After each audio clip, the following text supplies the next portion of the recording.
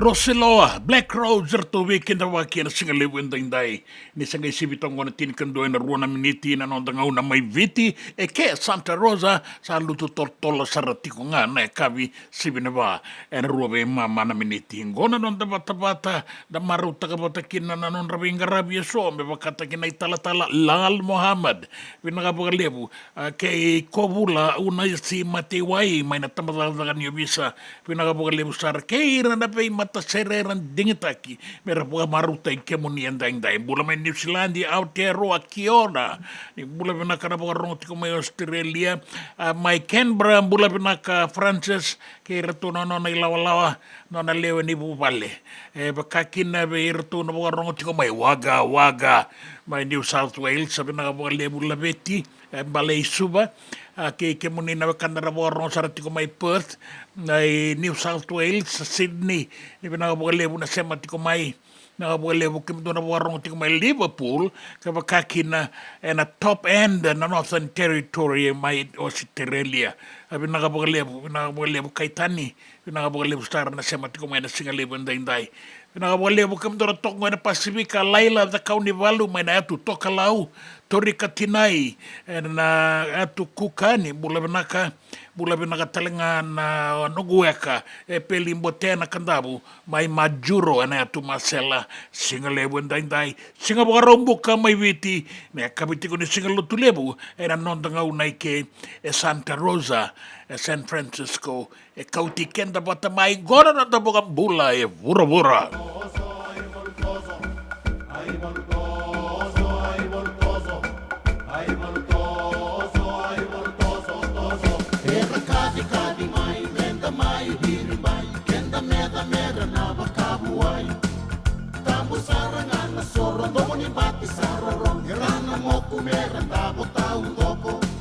Sayaw na tangane ang nabalan yung namate no na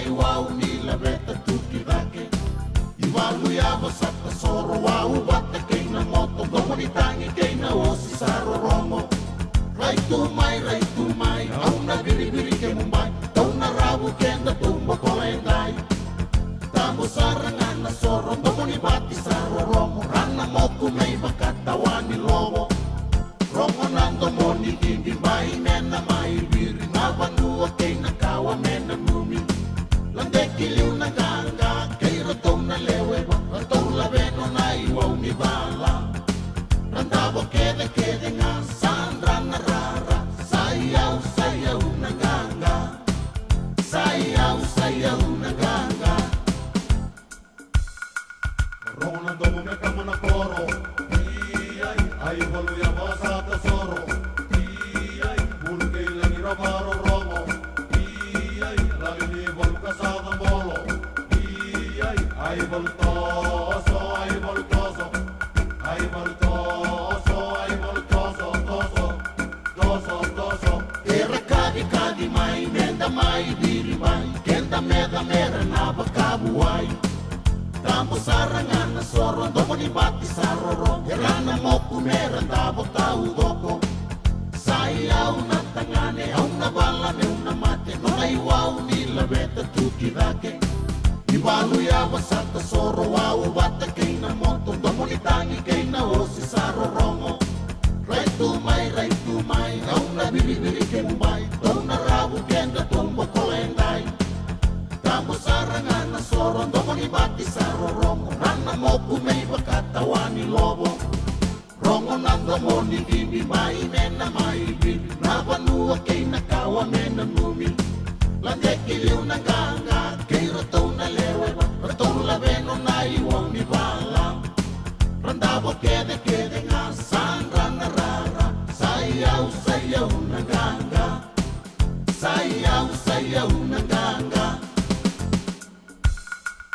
Rongo nando mo me kama na koro, iyay, ay waluya basa tesoro, iyay, bulgay lang irabaro rongo, iyay, lali ni volka sa bolo, iyay, ay voltoso, ay voltoso, ay voltoso, ay voltoso, toso, toso, toso. Saran roni ralenga no reina kisaseva, rawa kalolo mataki tunameva.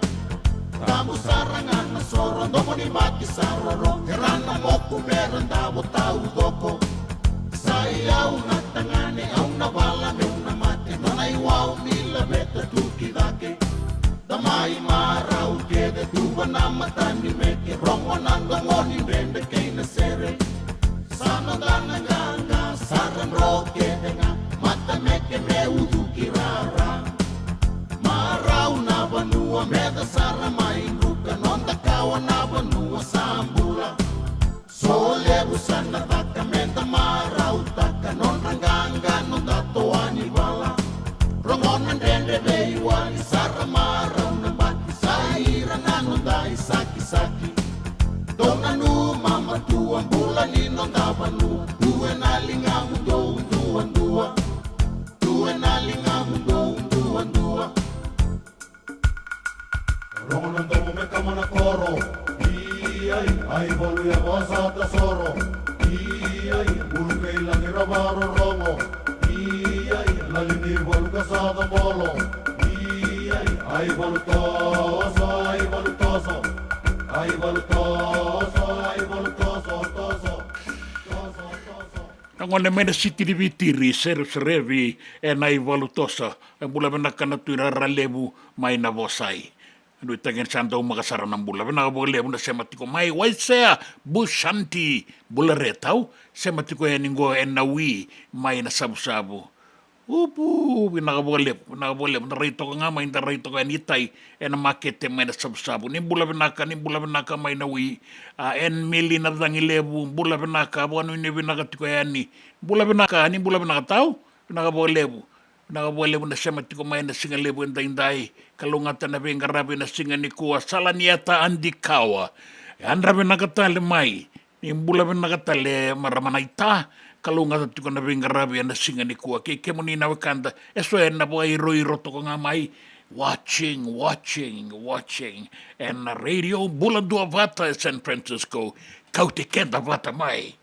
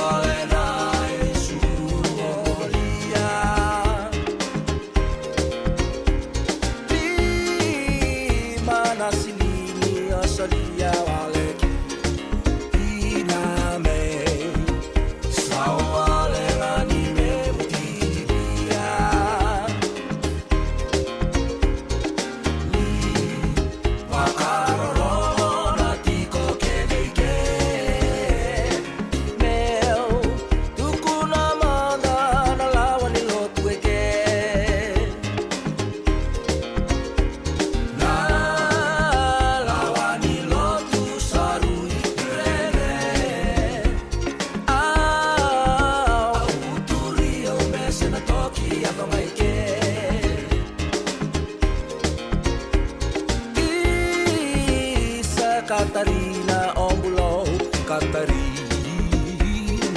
Lu, Sirwalena Isuru Omolia.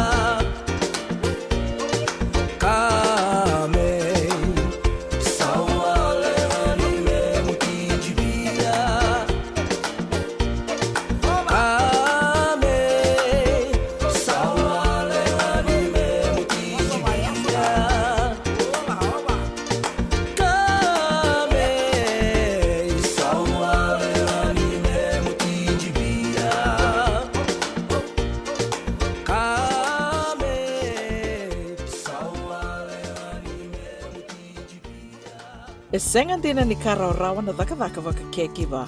Ia endona kainda wipu ke kawaka mamanta taka tuna bengaravi o ia ke tuna kenda to kakana. Na ika, na dalo, na bisikete, na reo bata, na sunbells e tinimbulu makau. O kenda tona senga tiko ni driver se senga ni waka motoka kanda o dren na tutu beto seaki. Erto satu wakarau na Divine Pacific Food Mart mai Sacramento merto talaveani na nung ni boli-boli. Rawa sara. We tartarngayani na taliboni diwan 2121 saibarua merto bakarotaka katalada mai na nung ni boli-boli na kenagona totolo tutua. Divine Pacific Food Mart, Viturua Diwawalu Franklin Boulevard, Sacramento, California. Namba di taliboni D121 Toluva saibarua. Erto ngarap talangan kenali waka sumburi ani nanomu yaya. Mai na nonderto stoa kena nomu mate ni katumba. Dendram beka nangwala ni kibal ni lo tena buku ni oso pakadadaka. Sendra kita beka na tos nimbula. Kuo ni lenga sinu ingaw-gawa. Nana magi mai kena programo warotaki. Mai vera tau na New Methodist Christian Fellowship USA. Nongu chisu, nongu banua. Rungwa na bima maniona na kabini buku lulu bei Kemando California. Bima mani dua na singilewu ni lotu lewu bei Kemando viti. And a radio bulando wata San Francisco. Me kauti kanda wata mai. En a muna ngau na lewu ni nondo so enda sa senga sarangan nikila na tabu menta baka talau taka buka singi lu taka siapa kaya kapitak ne ka koni lo malenga sa tiukin dono bunua erau ni buka tingu ikimuni waya na JJ's Food Shack Santa Rosa California na vei matangali kaka na itugina me baka na karitua waraisi na lobo palusami na buaka na kaiwa soso na dalo na toa na kokonta baingan di kenang gamure na kaka na buwa malang me baka na steak gai baka loka tabi oke kena coleslaw surua o tatni gela ko patana kena pai ng bani kay na manray o yan na JJ's Food Shack Santa Rosa, California. E rosa nga no direct message virto giring akin na bitu sa bitu tolo dio tolo duo limono se o nga wali sarang ali tumiko may nanomota e na dio maluma Billy Street o ya e Santa Rosa, California. E raw talaga ni rito ulit dilibot ka ni nagkemo katalo wasing lebo sa mga kabi ya may Santa Rosa, Kinavato. JJ's Food Shack, Santa Rosa, California. Nanonda wata kay City Veni Raturala.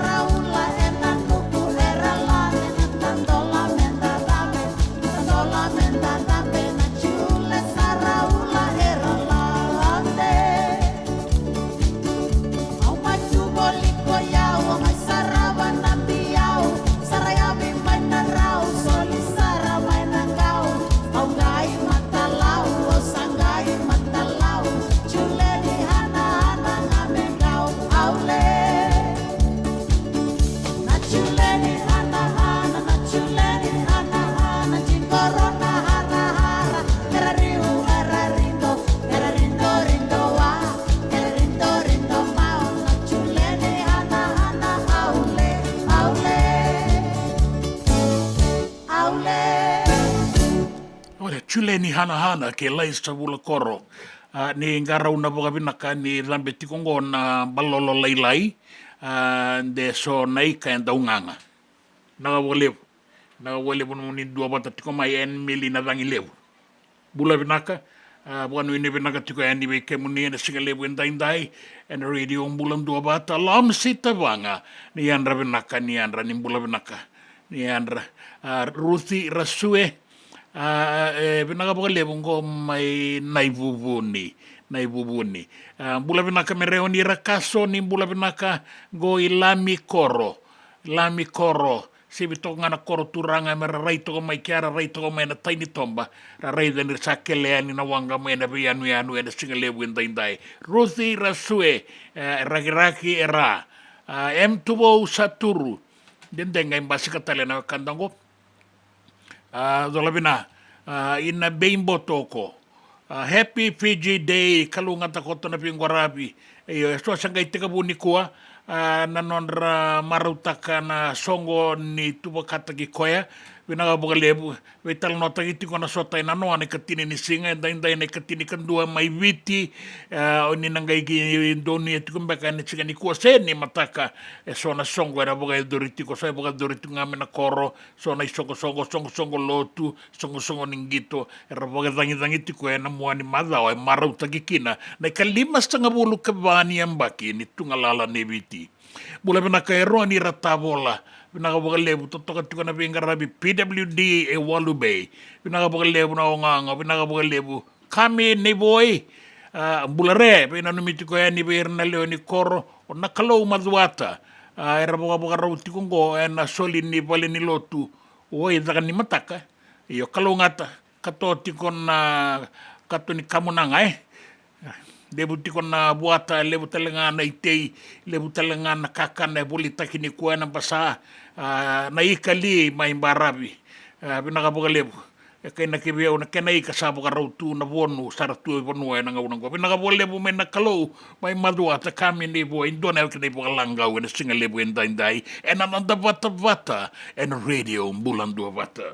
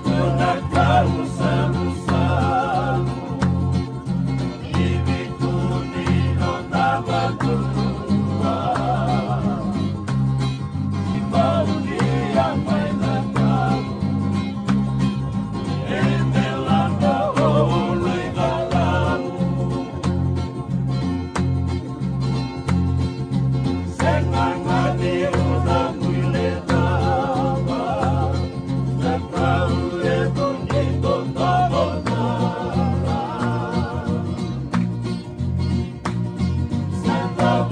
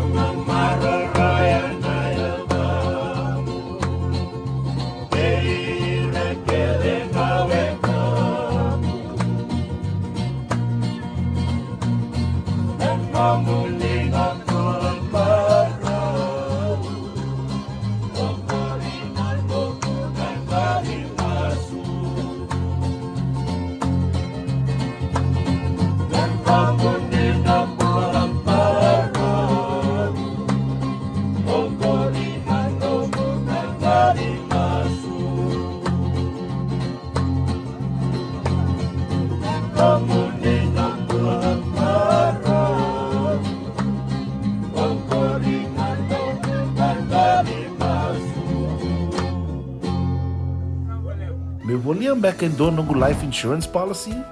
Laka kira ni turtana katin kabitu ni okostita na 2022 o sangir takasarabiri ni tauna.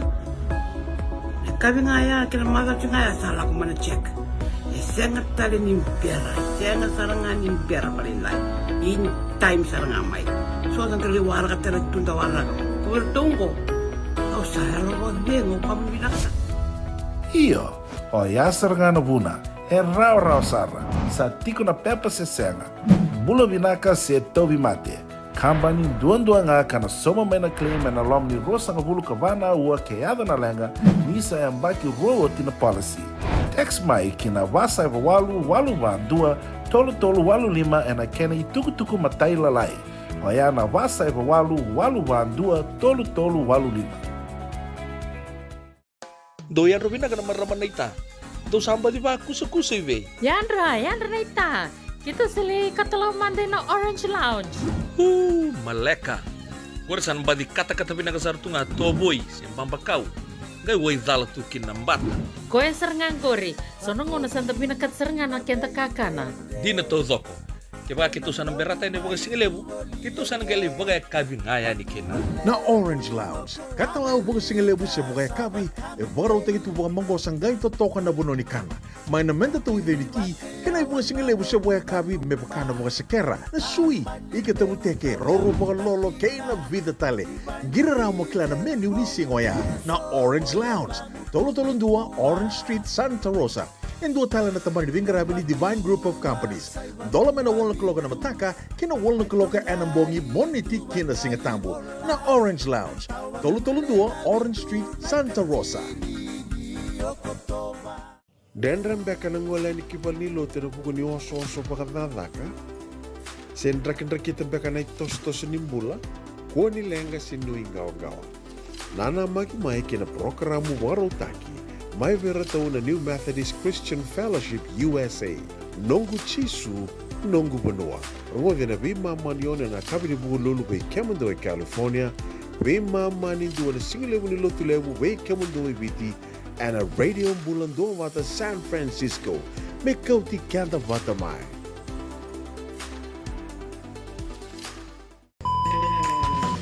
Binaka bakalevo nandau sema tikumai. Binaka bakalevo nandau aseti ko nanonda to vata na radio bulando vata San Francisco, me kauti kanda vata mai. And the sabo la kasarni adawayani na walu sanga bulano dolo na kende wili ni matabu vale na radio bulando vata. Ia e wili lili sara me vakatoto vata taki kina kende wili na ngwane toke and veya sai pura. Do na like, do na share. Subscribe talaga Mike na Radio Bulando Vata and na YouTube.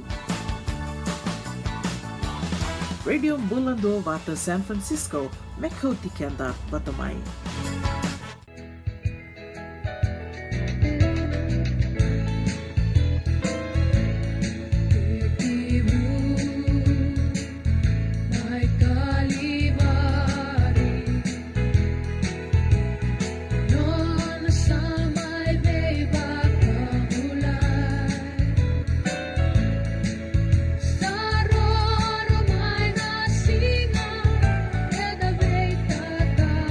Jesus.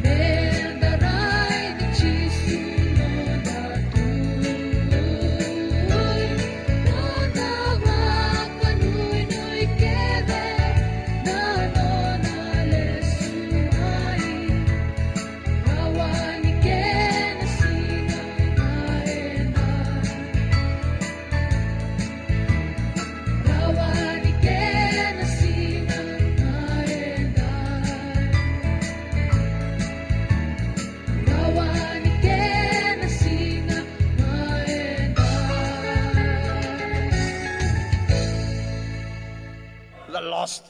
Kenda na ibagatawa, ang go sa tal may weekenda. Lestel may na boss ni kalong ketu na banggo chisu. Kemdo na ibagatawa nga.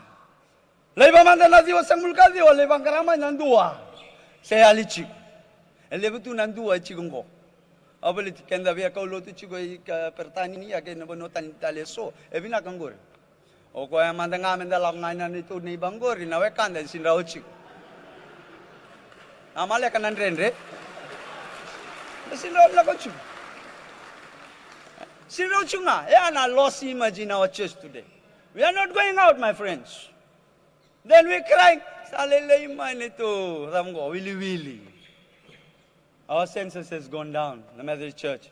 May bida 200,000. Ngono kila chuga 200,000. Angge lutu chungmai. Angge bidang ko 192,000. Tamani. Ala ko ibe. Kaya bangangan doon na sir ni walele mo angwe. Nay bakatawara more than no. Sin more than no. More than no. Gebagab. Si Piera, sesetu. Abuna Wesley indo na Ruana Abula South. Angge buna uchu angka. Lalab na serle mungo na bakatawara more than no na si Piera. Seseno nge tu da gendo siang atal-tala. Ora si Piera more than no na bakatawara sesetu. Sakandi na be kaya Asesenga na ibakatawa sa mo de nasip.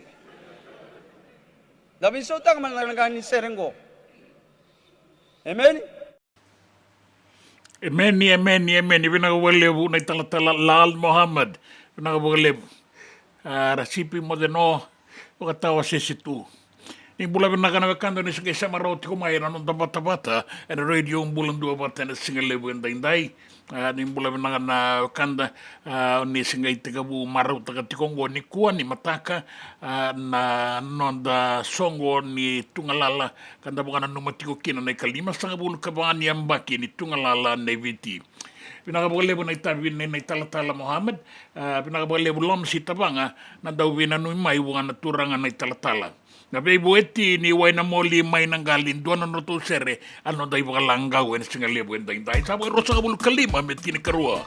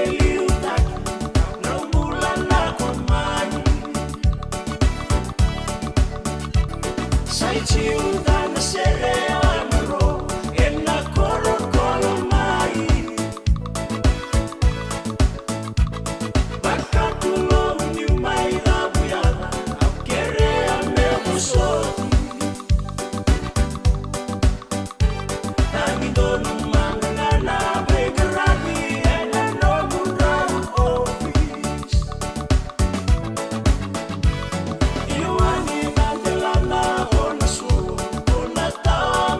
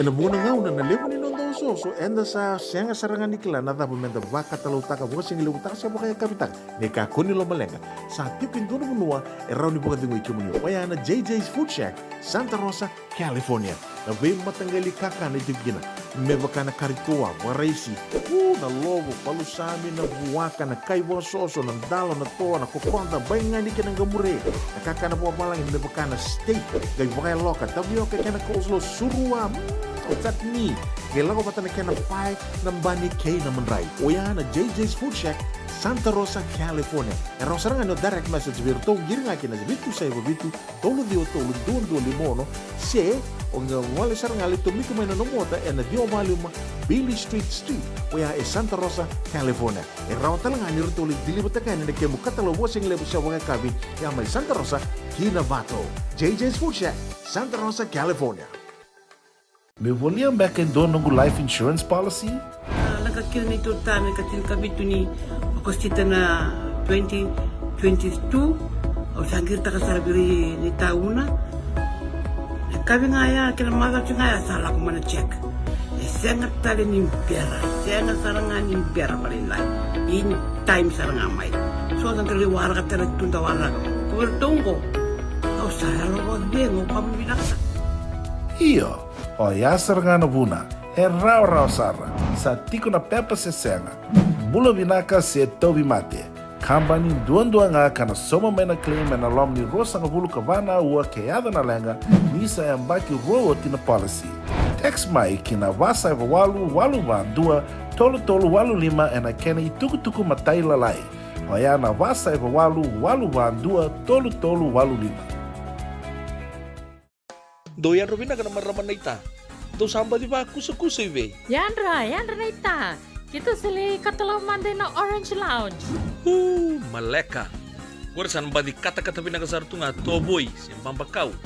Gay way dala tukin nambata. Koe serengan kori. Sono ngona santa pinakat serengan na kenta kakana. Di na to zoko. Kaya kita sana berata ini bagai singelebu, kita sana gali bagai kabi ngaya ni kena. Na Orange Lounge, katalau bagai singelebu se bagai kabi, baru tegi tu bagai manggo sanggai to toka na buno ni kana. Mai na menda tu ide ni ti, kena bagai singelebu se bagai kabi me bakana bagai sekera. Na sui, ike tamu teke roro bagai lolo kena vida tale. Gira ramo klana menu ni singoya. Na Orange Lounge, tolo-tolong dua Orange Street Santa Rosa. Yang dua tala na tambari ni Bingarabi ni Divine Group of Companies. Dola mena wala kaloka na mataka, kina wala kaloka anambongi moniti kina singatambo. Na Orange Lounge, tolo-tolong dua Orange Street, Santa Rosa. Binaka bakalevo nandau sema tikumai. Binaka bakalevo nandau aseti ko na nanda tu vata na Radio Bulandu vata San Francisco. Ekuti kenda vata mai. And the sabo la kasarnia dawayani na walu sangabulu na undolo na kende wili ni matabu vale na Radio Bulandu vata. Ia e wili sara me vakatoto vata taki kina kende wili na ngwane toke enovea say pura. Do na like, do na share. Subscribe talaga Mike na Radio Bulandu Vata and na YouTube. Radio Bulandu Vata San Francisco, Mekoti Kenda Batamay.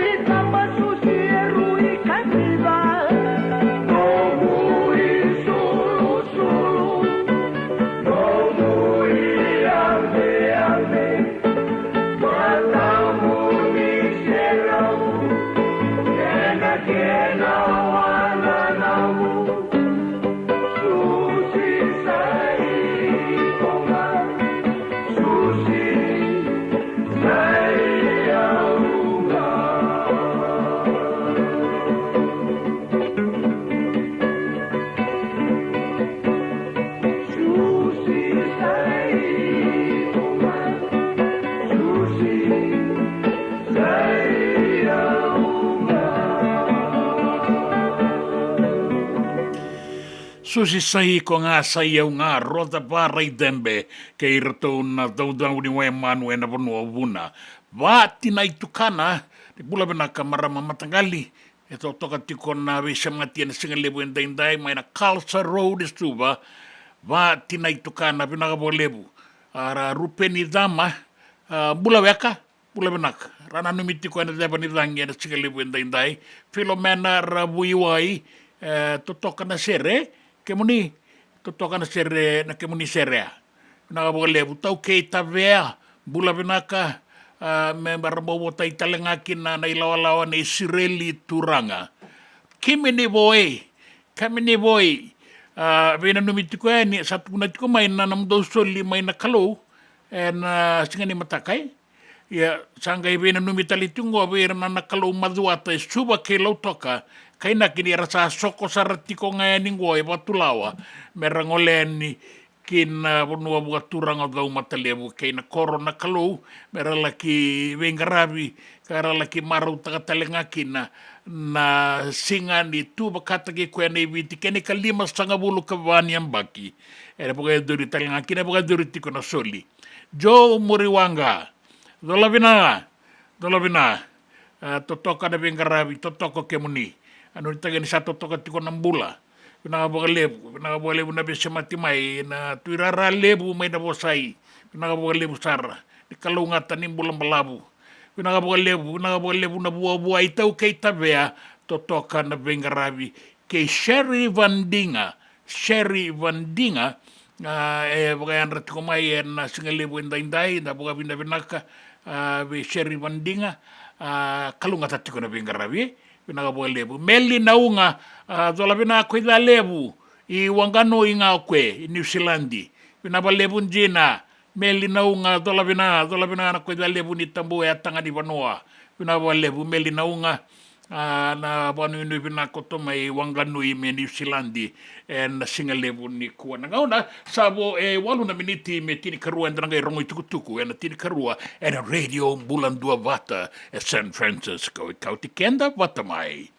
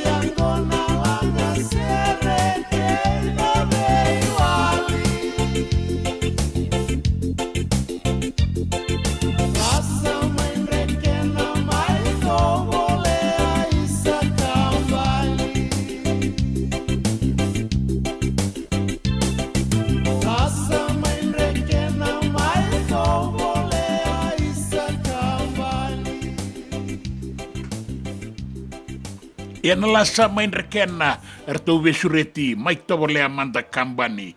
Pina kanda waraga toni tuku na nonta banua na sai burabura. E erto sangai kambata na bani buaka. Gai beida lati na taro. Taro nga mai na itau keni buaka ser erto kilani nona na buaka. Erto ngai kama singa ko kito na lubeni tui. Kito lewa na buaka kito lewa na tamata. Taro nga tamanda be una matiwai. Dona kisi kito aling garava. E tolu la dorvor to kambatan dona baini buaka to baga matia na buaka. Kadi to kaya no to keni buaka. Kem do kilangor no buaka. Chiko lo iku sen ke bonongo. Kem do kilani dal la kanto da kaba chiko lo sen lewa. Sakadi bena kisi. Solmi bena kisi o sin kilan o asen tu be na list no to kisi. Kango kaber to boys mai. Do kilani dal. Si anke to sin dal. Kela ko lo mai andur na matai maramani lewa. O sa pabinaka ko no reso mo ko no milaulo maleto ko na ron to da bali le minito to. Tukuna na kandina. Awasin nama kana kartuale ka eloma. Sandu ro matai. Ba madala ta kana da ba mate ki na buak. E una lu bentui. Nongu tutu na tui ni bonongo. Au le wana buaka au le wai ko ya. O ko ya sini kai bonongo ko ba wa chinga miki. La ko na kena karua. Pamadala ta kana da bos mate ke na buaka. Ka ko nungu ratu e ngone be no na ratu ko e bosa utia. E ona kai bonongo e ulewa. Anga ya no kena katolu. Sa sikina le ni bosa babinaka ko ni do sombo. Ka ko e nungu nana na nganen ra no ratu. Oyo basu tura ngai korongo. Kena balmbale ana ka ke de utara e warindu era ni bosa kina. Na lawa e dhithi ngā nona dhithi. Law is law. Ni o taraba ka taon dono, indone yaya se ni nomu. Rachaji tu kina ngona lubenda. Offense of theft takes and carries away without the owner's consent 9 to 15 years imprisonment. Vita tauna kina bekenda to ya na singo ya na ito yang ga itau be tui. Be liu ni abusa. Baleta ni aware ni babu lider to ke o tu ranga mo baka tu ranga. Tu ranga ore ni tuku ni koya, ore ni dokon toka. Turanga e marro na tamata bulangi e marro na yau ni banua. Na ibabu bulia ya na nona dono ngone me baka bulithi baka dono. En rauti ko na dono ni ngone. E senga ni ndua na nona dono e tui kia o koe me lawai koe bate koe. O koe ni dhuri na matamata ni kore buli align his hundreds of rights to the 100 school rules. Ni dhuri loma ni koro align taka na nona dono kina lawa ni koro. Ni dhuru ki bali lotu align taka nona dono kina lawa ni lotu.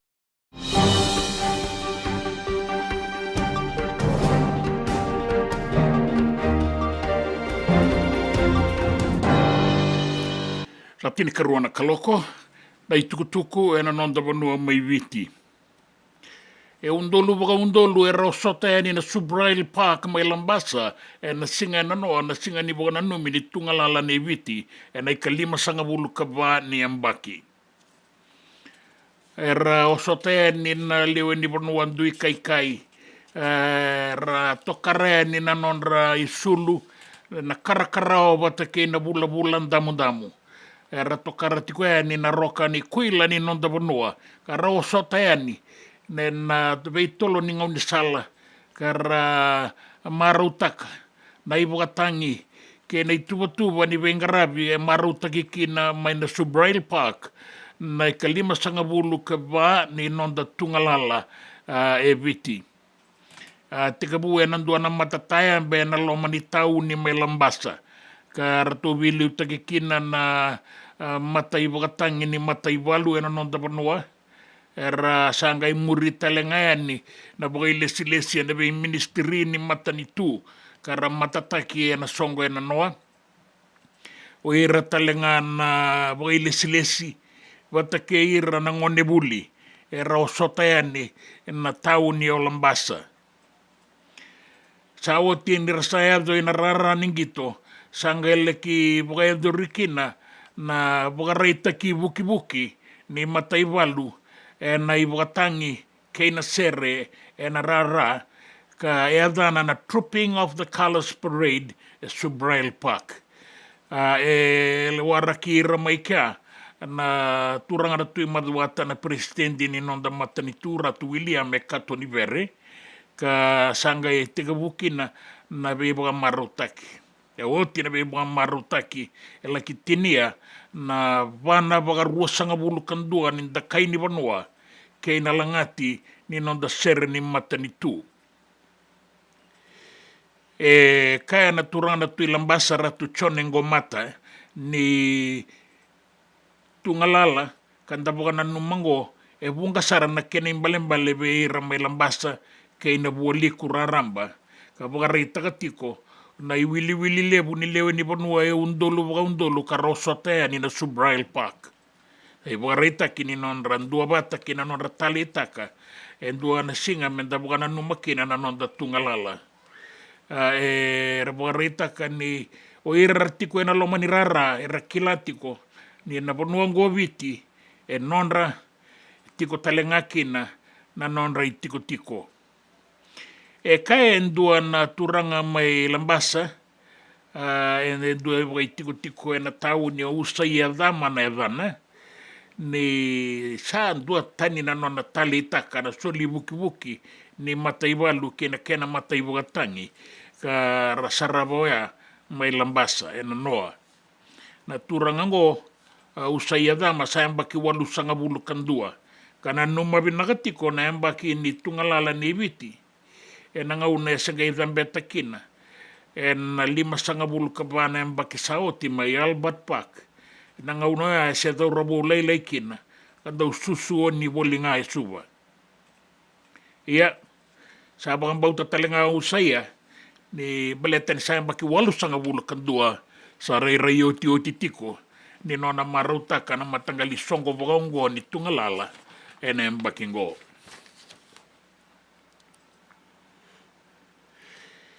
Ke baka na yadon berayani na Wengarabi beira na mateni suka bogan bimbi beira na mateni suka e abanra ia San André Resara na ngarai ni kenei walimbaleta era to kana kenei songo na diabetes Fiji ni bunga e rangai laki Wengarabi tikongo ni saoti na ngau na ndondon meralo rekina.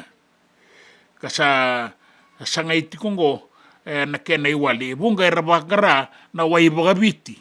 Salai sanga ni rawa na waibagabiti er sangai ngole bayani na Wengarabi na waibale nimbula. Na bunga na ngau na San André kasa ambera talenga bugalebu. Bukarita ka na diabetes Fiji ni na nonda Bukararabi ki na waibagabiti roni bugabuna na lenga ka bunga era dawiazon beraya niki na ipale nimbula beranga ile Wengarabi sa saule busar ka bunga era sana la Wengarabi nga me musu na ebandra ni sambera na Wengarabi bugabuni wai kaya na diabetes Fiji ni tikinango erto sa reida makawatiko mai ka erto sa bagaya do bulitiko na bunga sarana bunua 5 na undolu 8 na rau basanga bulu na buli erto sa bagaya do roti Kara laurai talenga kina, tini ka vana undolu, ono nan rau vitu sanga bulu ka diwa na lewe ni panua, me rawa ni lakindi kebi walenga na non rambula. Pangambimbi na tawi mate e avandra, ka sabaka lailai taka sombu na ono sanga bulu na pesende, na vei tawi ni mati ni suka ki avandra. Tini kalima na vale ni wai, wa sanga bulu kawalu, na itiko-tiko ni Bengarabi ana vei vale ni mbula era sangarabi oti ana buli ibatake na iboka sala.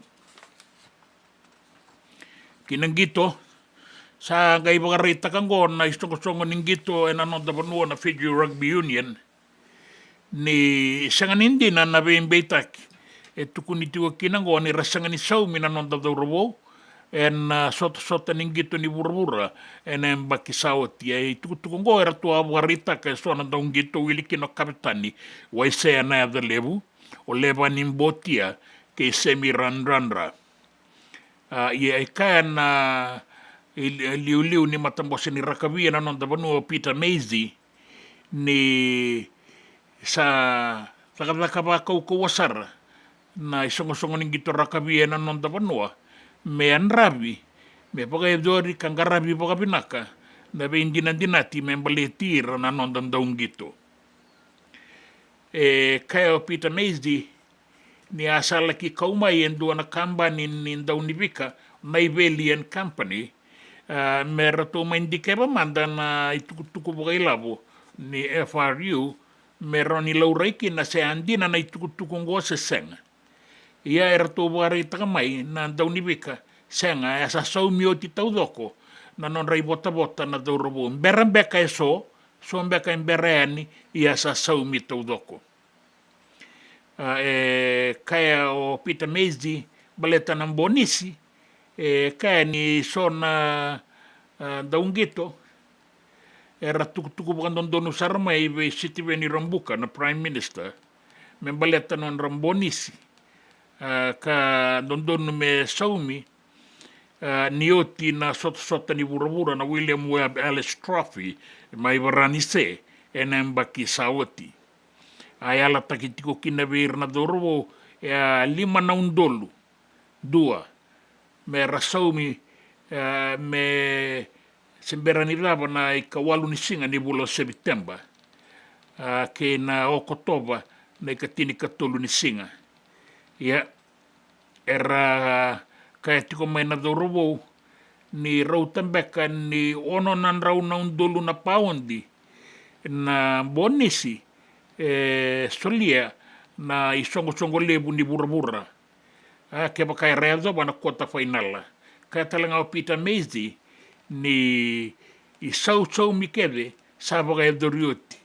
Me baka na biyalayalati kaya na konitaraki ni non ranggito na dorobo sulikina na non rai bota na sota ni burabura ka boya duri may baranise enem baki saoti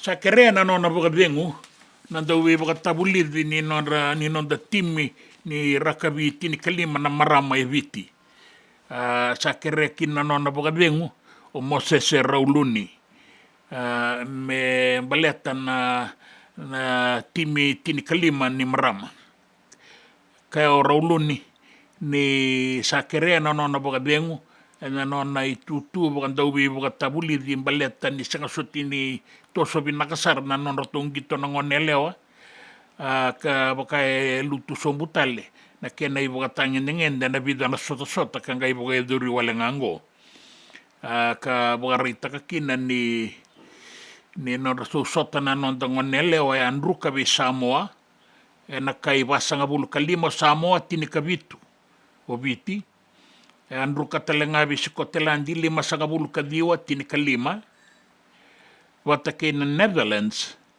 robi sibinga na rua angangaki na timini marama ni biti na Fijiana na kai tini karua kei tini era to sa lutuki na ituba ni burabura mai na katini kalima rato atoka kina era to sa lutu tali kina katini kabitu ni tutu nangau Ia e baka bina kataka na isongo ni rakabi na elundina ni Moses Rauluni na nona bi baka tabulidi na nona bosota kei na nona ndeitok e na nona itutu baka ndau bi baka tabulidi ia sa randoka talenga na lewa ni Moses ni sabi na kata mi sa baka ding ka sa baka iyukina na isongo ni rakabi e biti. Kaya na iliuliu ni matambose ni rakabia biti o robe reto na adalevu ni reto undoka na yalo ni takadaka kay na bengarabi bukaray takabuli mayo Moses Rauluni so nangauna laki toso binakasara na non ranggito ng onelewa na bidanga nangauna leka sawo tingo maindro kabe tarabikin na kasakerea na nona bagadengu pe bagadengu may na Fijiana tinikalima watake na Roosters Chicken Fijian rua nangay wasangaray dua mesomita ki Mosese kinabiyasay burabura sa gay baka baki laiti ko maingo baka malua na rambay lebu ni bakatada ni Dangilamba na Hurricane Milton may mereke na tomba lebu may Florida baka na itatabiraki na Dangilambang ko kau kakit ito'y mata na yauta biuta baka tiki-tiki mawi mataw idakira ka rasabo ka rita kamay ni sa tu sarendo na itututa nangaunang ko na be Correso may Florida nabuko ni Dangilambang ko kaya na Dangilamba ka liwat taumanda Hurricane Helene ka semberti ko ni bakatabari baka binaka na dagadaka kede ni bakadoko baletan na Dangilamba ruanggo kinaituk-tuk ni raki na sewa wana wasa-wasa bula sara toka na toka lau kay na toka lau deba na non da banua kana daw makatoka na raki mamada ibu kia kinonga na matani dange me na toka lau waliku na non da banua merda batiko ni nambongi lebu endai na non da banua tau banga una na uda na kuru talenga na banua na waliku kay na barabia so ni non da banua na deba kay biti lebu na bua suba kay na usori na waliku kay tay lebu na yatu yasawa na yatu mamanuda serua na mo sinaita siri ra lau lo may biti kay na yasana yatolu may na waliku bukarita ka may ni sewa wati ko na wasa-wasa lakin bula saratoka na toka lau kay na toka lau waliku na sewa wala ki borawarakin na nonda bein barabi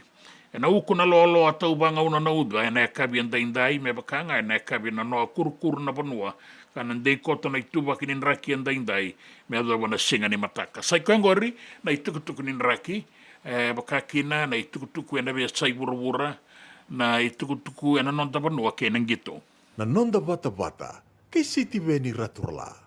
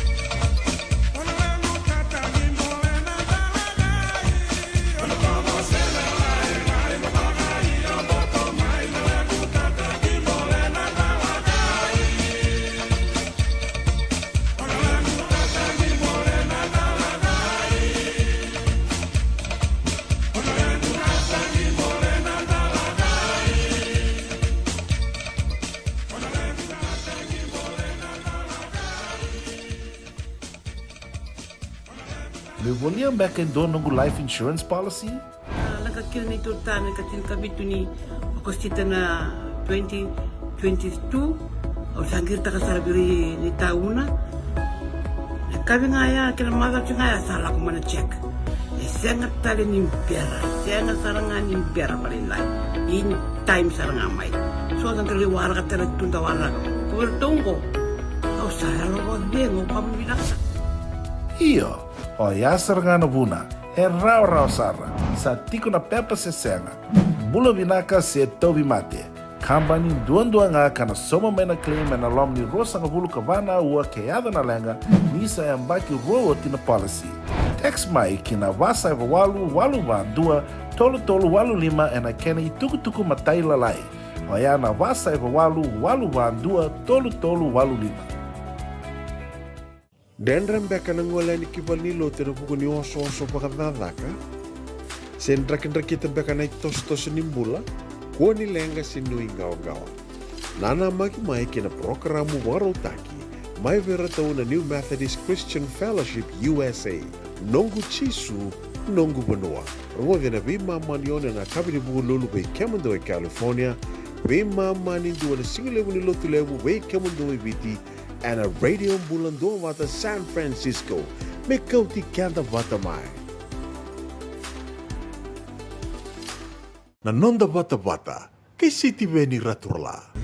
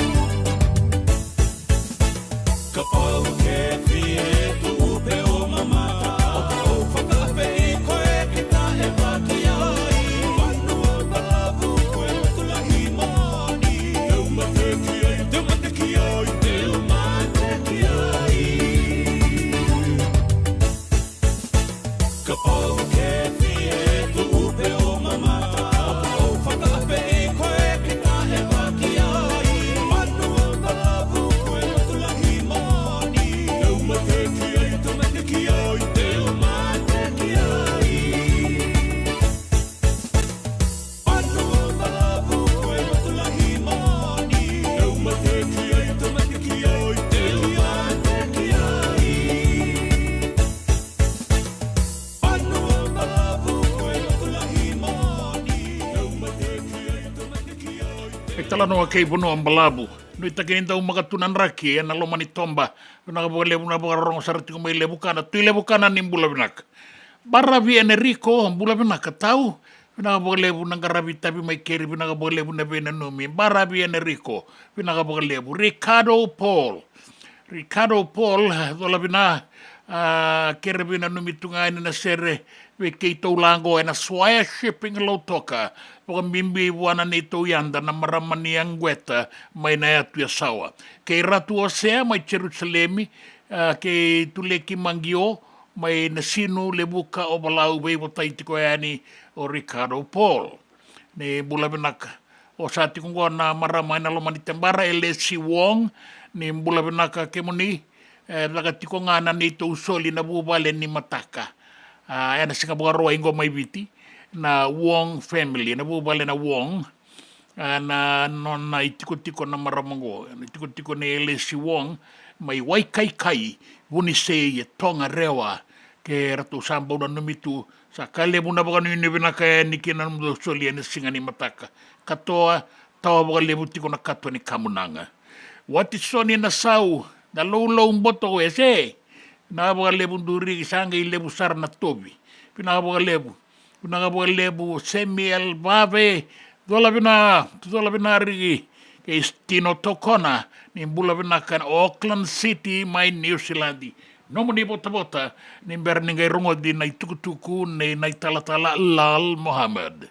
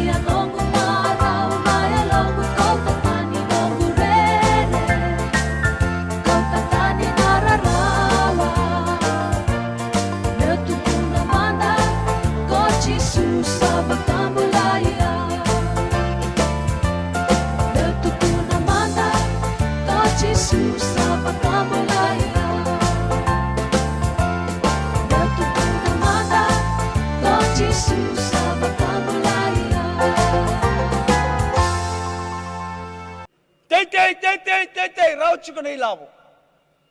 Lava, san ram na buchi ora gira sa rau chico nei lavo, sa sto somi chico na kai lava kimai. Sindam bevele tu. Songa so pe kendang wanda sabi ang garabi chunga. Tei manda. Te manda no nomu na longen nom tabioka nandalo. O ba binaga benunggu bagata sa te rau chico keto sa te chico so na ubi. Rau chico so na ubi. Rau chico so nandalo. Nduan rau 5,5 bulan nandalo keto sa te rau chico. Benar apa? Meto keto bawa rau chico na bos nyamba kyo dagli. Na bawa rau. Kun bawa rau chico ni taka chico ndona kan mataka. Bawa rau binak.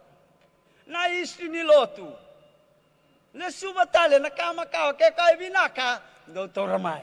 Wala siya mai na kaya.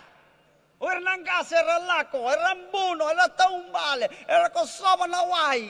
Era rambe ata na ulni balua. Kendango via chico na pajero. Aro mai lebu chico na kete. Alele manda na pajero. Langan do tamralaga. No galaka. Boli manda do na lur vital. O deigo kuni boli do na lur ker. Lebir na tal me daga. Lebir na tal ngona le vale setal mai na image ni lotu waisle. Kandin. Dinasara, pinaka bu na talatala, pinaka bu sara na ni daw na singa lebu inda. Se botalitiko namun ni yoti ni waboki ni solibu na wiki mami pinaka bu na talatala Lal Muhammad. Richard Matanambamba, zola binarigi na momo kereala na ser mengai na numituki na kere-kere ngol ako sarati kumain bola tangan ni. Tu na wina numitiko maingo o no guyaba bula benak nang guyada lesta bula bata ke Jewel ko nangonele ototokan duan bukatiko na British Airways nango na Princess ni Tevi bula benak Jewel bata ke semesa katiko mai kito salolo mabaga lebu tuani be kemon rau ke nau o ke rau talenga be kemodo binaka baga lebu Samuel Babe ni bula benak matanggali ngo ngai kinoya koroi sa lolo mabaga lebu tuani wanareta bula benak tu tikongo na wakando irekede na wewekani mai nangaranisa binaka baga lebu baga doritiko na tu songo ni soli nangarani dei ke mami salolo mabaga lebu tuani be kemni o yau talenga be kemni sangani ngole da birao na be também baki bunga enda sa duruma batamai ena itiko mai kinoya binaka baga lebu star Tara benga rabiti ko na singa lebu inda sabi mama na tini karua na ngau na may biti bakaki na keni sabi mama na 5 abo erusa nga bulu kadiwa na miniti me ono na kaloko ena kavi ni singa lotu lebu indai Santa Rosa ena no dai tiko ni benga rabiti radio bulan 2 bata San Francisco de kauti kenda bata mai.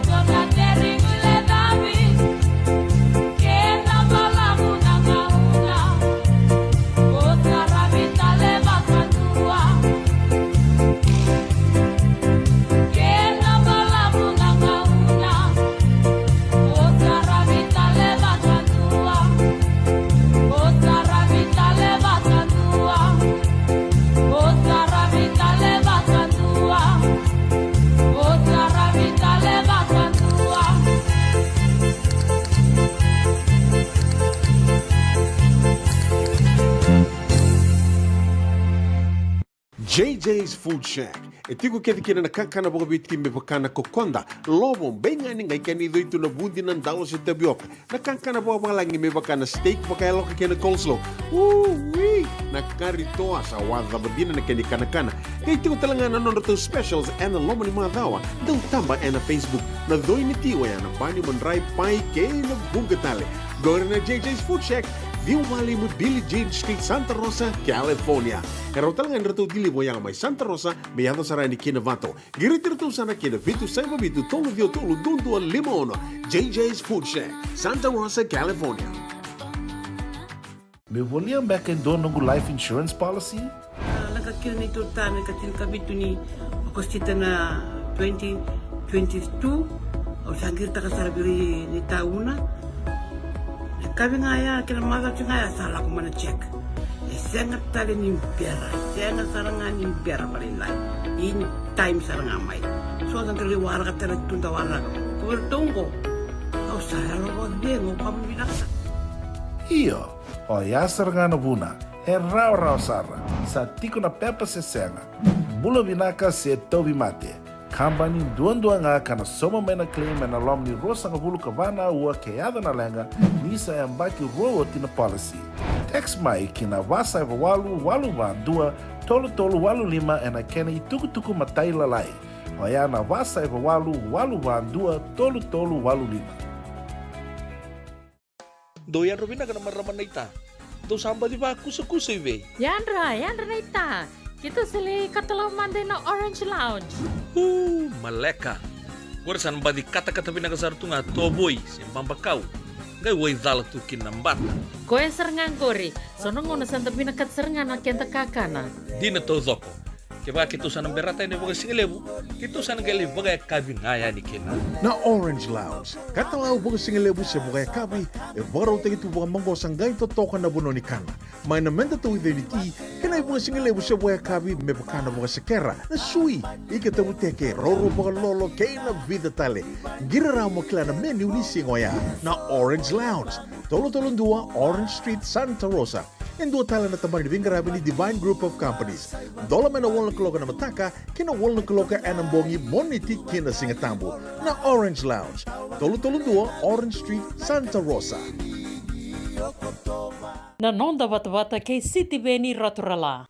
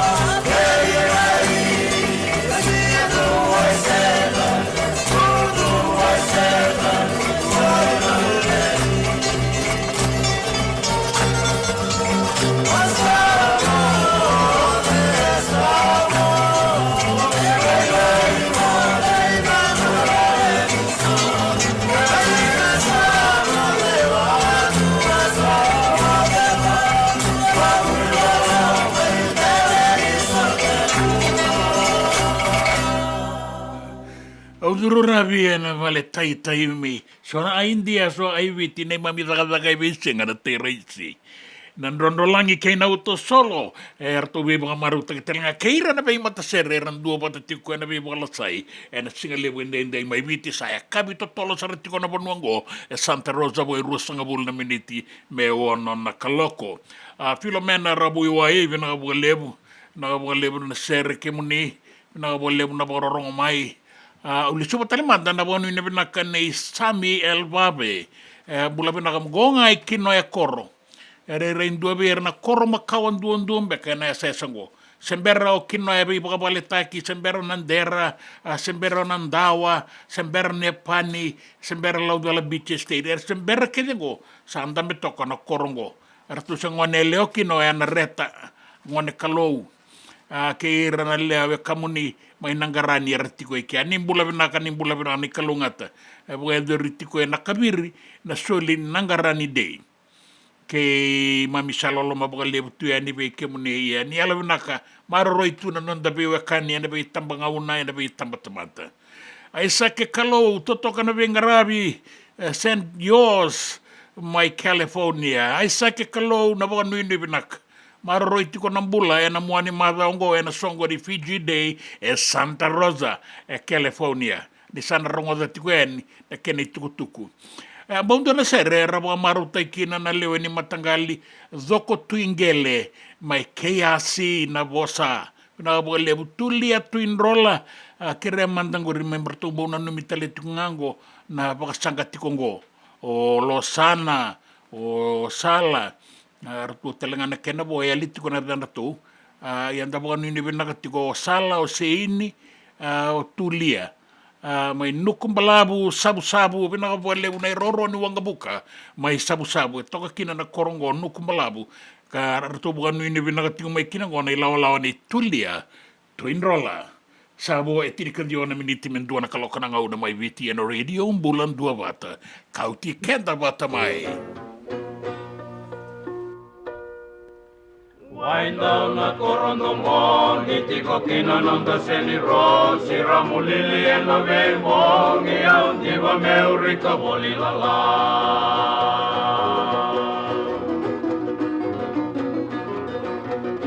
Sitara la la la, sitara la la la, rukuna meli en la ro, muang tambe sombo meu kunu la la.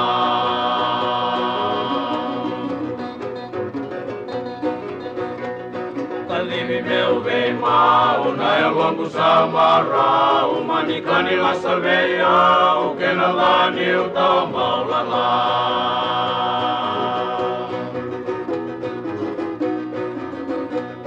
Sitara la la la la, sitara la la la la, rupuna meliena romo, au tambe sombo meu ngunu la la.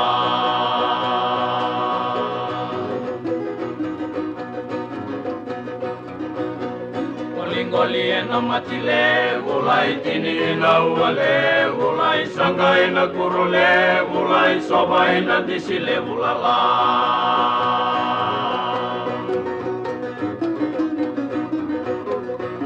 Sitara la la la, sitara la la la, rukuna meliena romo, au tambe sombo meu munu la la. E senga dina ni kara rawa na dhaka waka kekiwa. Ia endona kainda wipu ke kawaka mamanta taka tuna bengaravi, o ia ke tuna kenda tō kakana. Na ika, na dalo, na bisikete, na reo bata, na sunbells e tinimbulu makau. O kenda tō na senga tiko ni ndraiva, se senga ni waka motoka, kandau dren na te tō beto seaki, erto sa tō wakarau na Divine Pacific Food Mart mai Sacramento, merto taladeani na nung ni boli-boli. Rawa sara. Witartar ngayani na taliboni diwan 21 toluva diwa ono saivarua merto bakarotaka katalada mai na nung ni boli ena kena ngona totolo tua.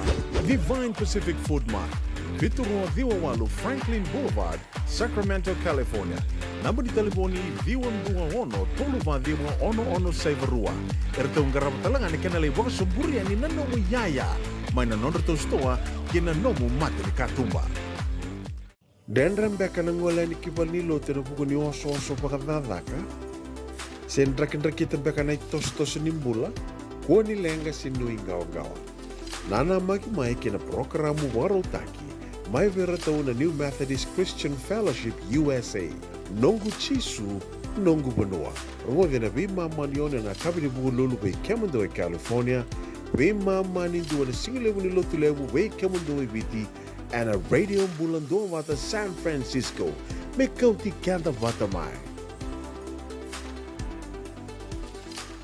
E na muna ngauna na lewa ni nondo soso enda sa sianga sarangan nikila na tabu menda baka talau taka buka singi lewu taka siapa kaya kapitang ne ka kuni lo malenga sa tiukin dono menua e rauni buka tingu iki menua waya na JJ's Food Shack Santa Rosa, California na wei matangali kaka na tibgina me baka na karitoa waraisi na lobo palusami na buwaka na kaiwa soso na dala na toa na kokonta bayangani ka ng gamure na kaka na buwa malangin me baka na steak gay baka loka tabi ka kena coleslaw surua o tatni kailangan ko na kena pie ng bani kay na manray o yan na JJ's Food Shack Santa Rosa, California. E rosaranga no direct message vir tong giringa kina vitu sai vitu tolo dio tolo dondo limono se o nga wale saranga le tomiko mai na mota e na dio maluma Billy Street o ya e Santa Rosa, California. E rawtalanga ni rotolo dilibata kan ne kemu katalo washing le sa wanga kabi ya mai Santa Rosa, Kinavato. JJ's Food Shack, Santa Rosa, California. Binaka wakalevu na daw sema tikumai. Binaka wakalevu na daw aseti ko na nonda to vata na radio Bulandua Vata San Francisco may kautikenda vata mai. And the sabo like sarnia dawayani na walu sangabulo na undolo na kende wili ni matabu vale na radio Bulandua Vata. Ia e wili lili sar me vakatoto vata taki kina kende wili na ngwane toke and ovea say pura. Do na like, do na share. Subscribe talaga Mike na Radio Bulandua Vata and na YouTube. Radio Bulandua Vata San Francisco, Mekoti Kenda Batamay.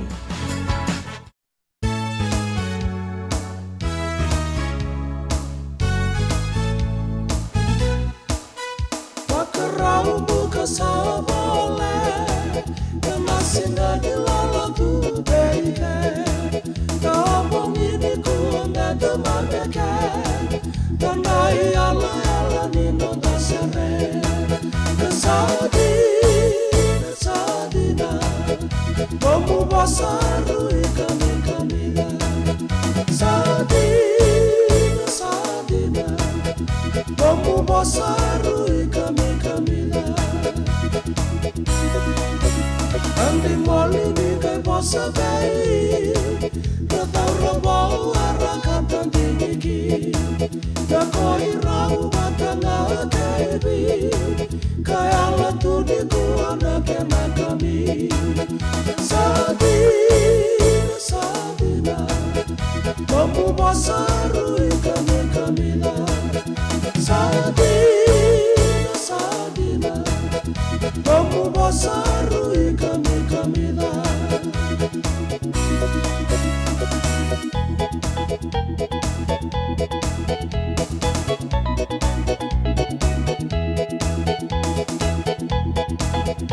Sadina,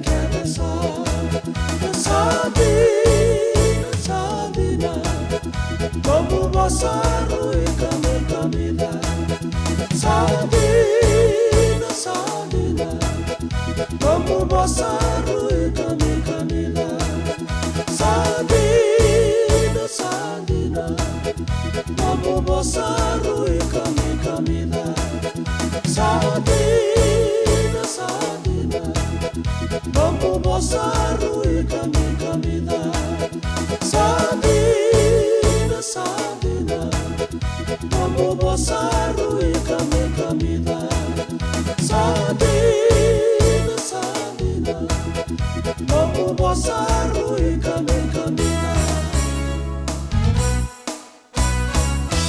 Yo teko o raikoro, sandina na mubosa rui kami. Baleta na singa buka rombuka ni kuwa mai viti. Kaya nakini daw magatiko ng raki. Yan nagali tau zumbeka na uda na kabi. Iya saan, raki binakatiko na muani madao ni na buka rudan beta. So yan nagay buka yado songo tiko ni kuwa. May Santa Rosa, erto kuna tiko may nilawalaw ni Isaac Kalau. May maroroy ng bula, yan na muani madao ngo. Na songo ni Fiji Day, Santa Rosa, California.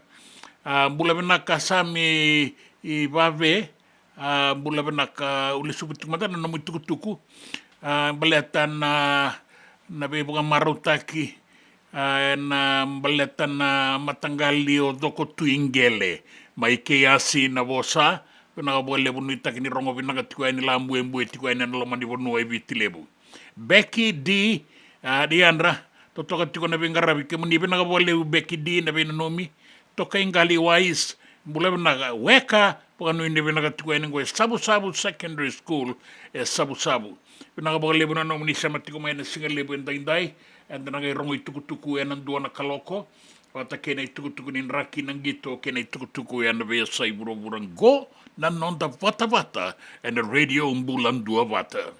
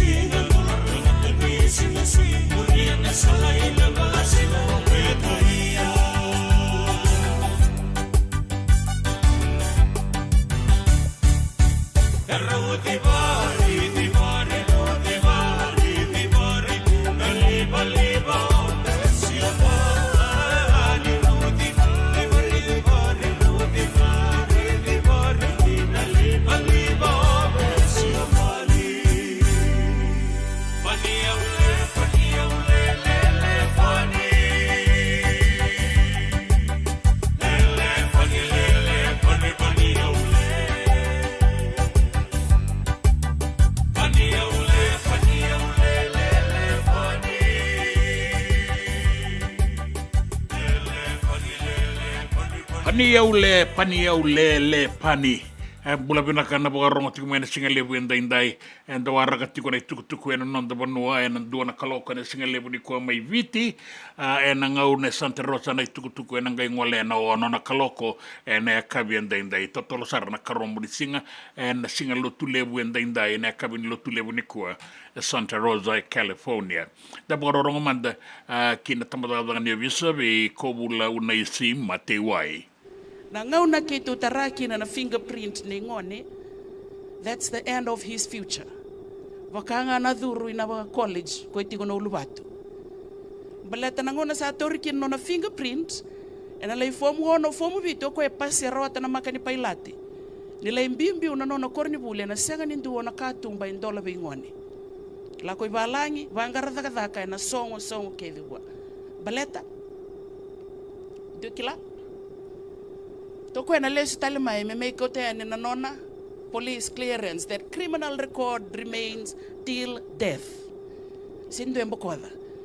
Tiko na non to rehabilitation report kenda to so matalen do nan rawalu sa ngabul kabitu tiko bakadada na kani sau. Minapola me na commissioner ni obisa sa itobo binaka sa leo ni bono binaka sa toko na bakalevo na bono na lotu na matenitu. But that rehabilitation report pay difference aside from your police clearance. And solely after 20 years, if the child does not reoffend. Kaya baka ndo na leo ni bunwa senga tal ni dhala. Ito na biya sa ibiti, so na turanga, so na marama, dakati ko na intake ni British Army na US Navy, ramay tangiti ko na itumbutumbu. Nalubengo sa abelewa yoti, sa songo makawa na kisi. Iyan na dabelenga. Okay mundo songo tati ko nang gay waray. Orito na embassy gori. Eti ko nga na vetting team ni bebo no anda apply kina. Bolere reto na vetting team orto na dakabati ko na intake na kani British Army. Kang orto we only receive those with no police record. Era pasiti ko na aptitude test, pasi na kana veterongi, pasi na fitness level, kake de pastaki. Leila ko na medical. Na yoti ni ka ko na police clearance e na senga ni mboko. Sa so mi na fine ba matabelo wai le sta longo ne leibuli.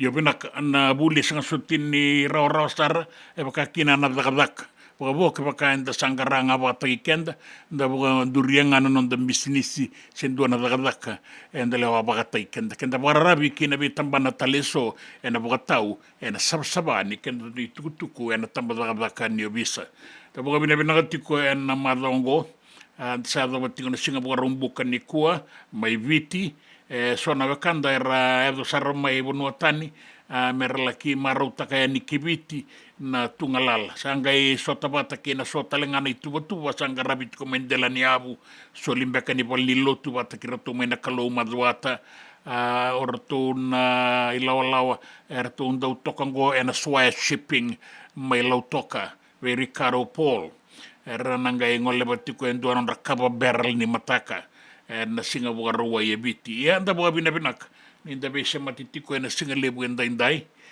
lebu na tuku enda rongoda na buka raita kitiko may lambasa na non raw sota ni na singa na noanga indau magatunan raki badi bakakin na raki ye biti na singa lebu ni singa buka rambuka enda indai na non da banua ke na biasta ibura era buka raita kamay indau magatunan raki ke baka na rungurungua na ukuna lolo na gai tau sarana uda na kabi roni kurkuru na banua sewa wana wasa laki borobora kana de koto na kena itu baki faexia malele ko nga sporot ko de atmotero tuam sandua na kaloko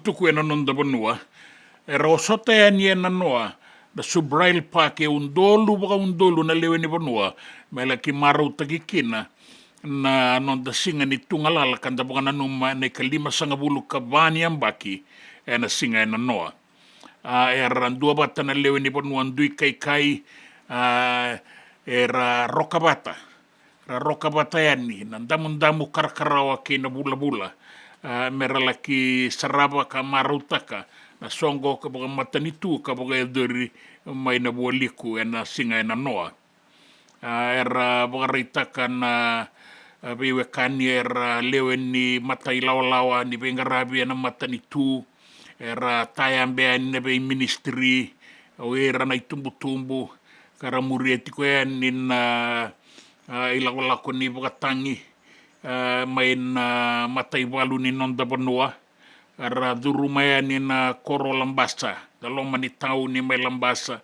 era ngai ngole kina Subrail Park era sota langana matanitu era tiko kina na leslesi wa matanitu da bai tambana o era nangone buli era ndua bata na singa na noa mai lambasa da songo ni bangana numi ka laki ibengarabi talengaki na ngone turang ambalen na tui maduata ni tau ke imbola tangane na presidenti Ratu William Tony Vere era marutaka na turanga ke na marama Tapi mata-mata era oso ya ni na noa.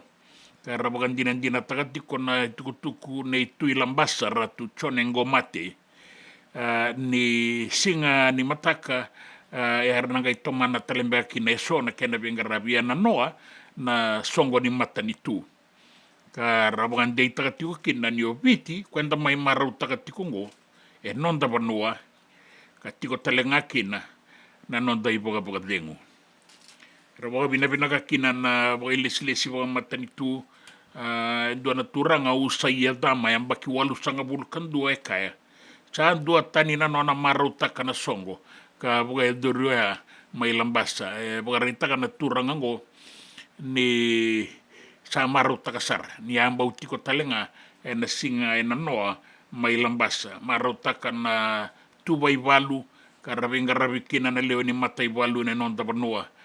Keira na obisa boka pinda katak na nonda tiko mai kia kaya kina na kandongo usaya ni sayang baki walu sanga bulu kanduango sana rei oti mbeka ni ambaki mena sarabakina en dua tali na songo meba kaya boka duri melambasa na singa na noa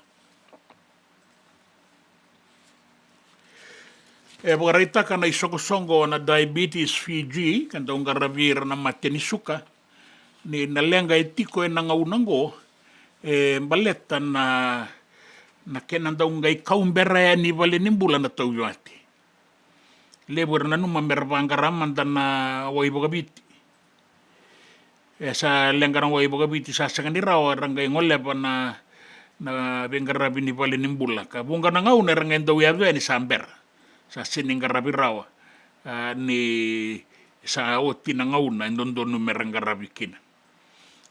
Bagarita kana inuliu ni sokosongo ni diabetes Fiji o marawa kini ni indondonu me kawiani wakatotolo takiani na mati ni selailai me kawiani kina pale ni bula se pale ni wai merlengaraba kina na kenandau.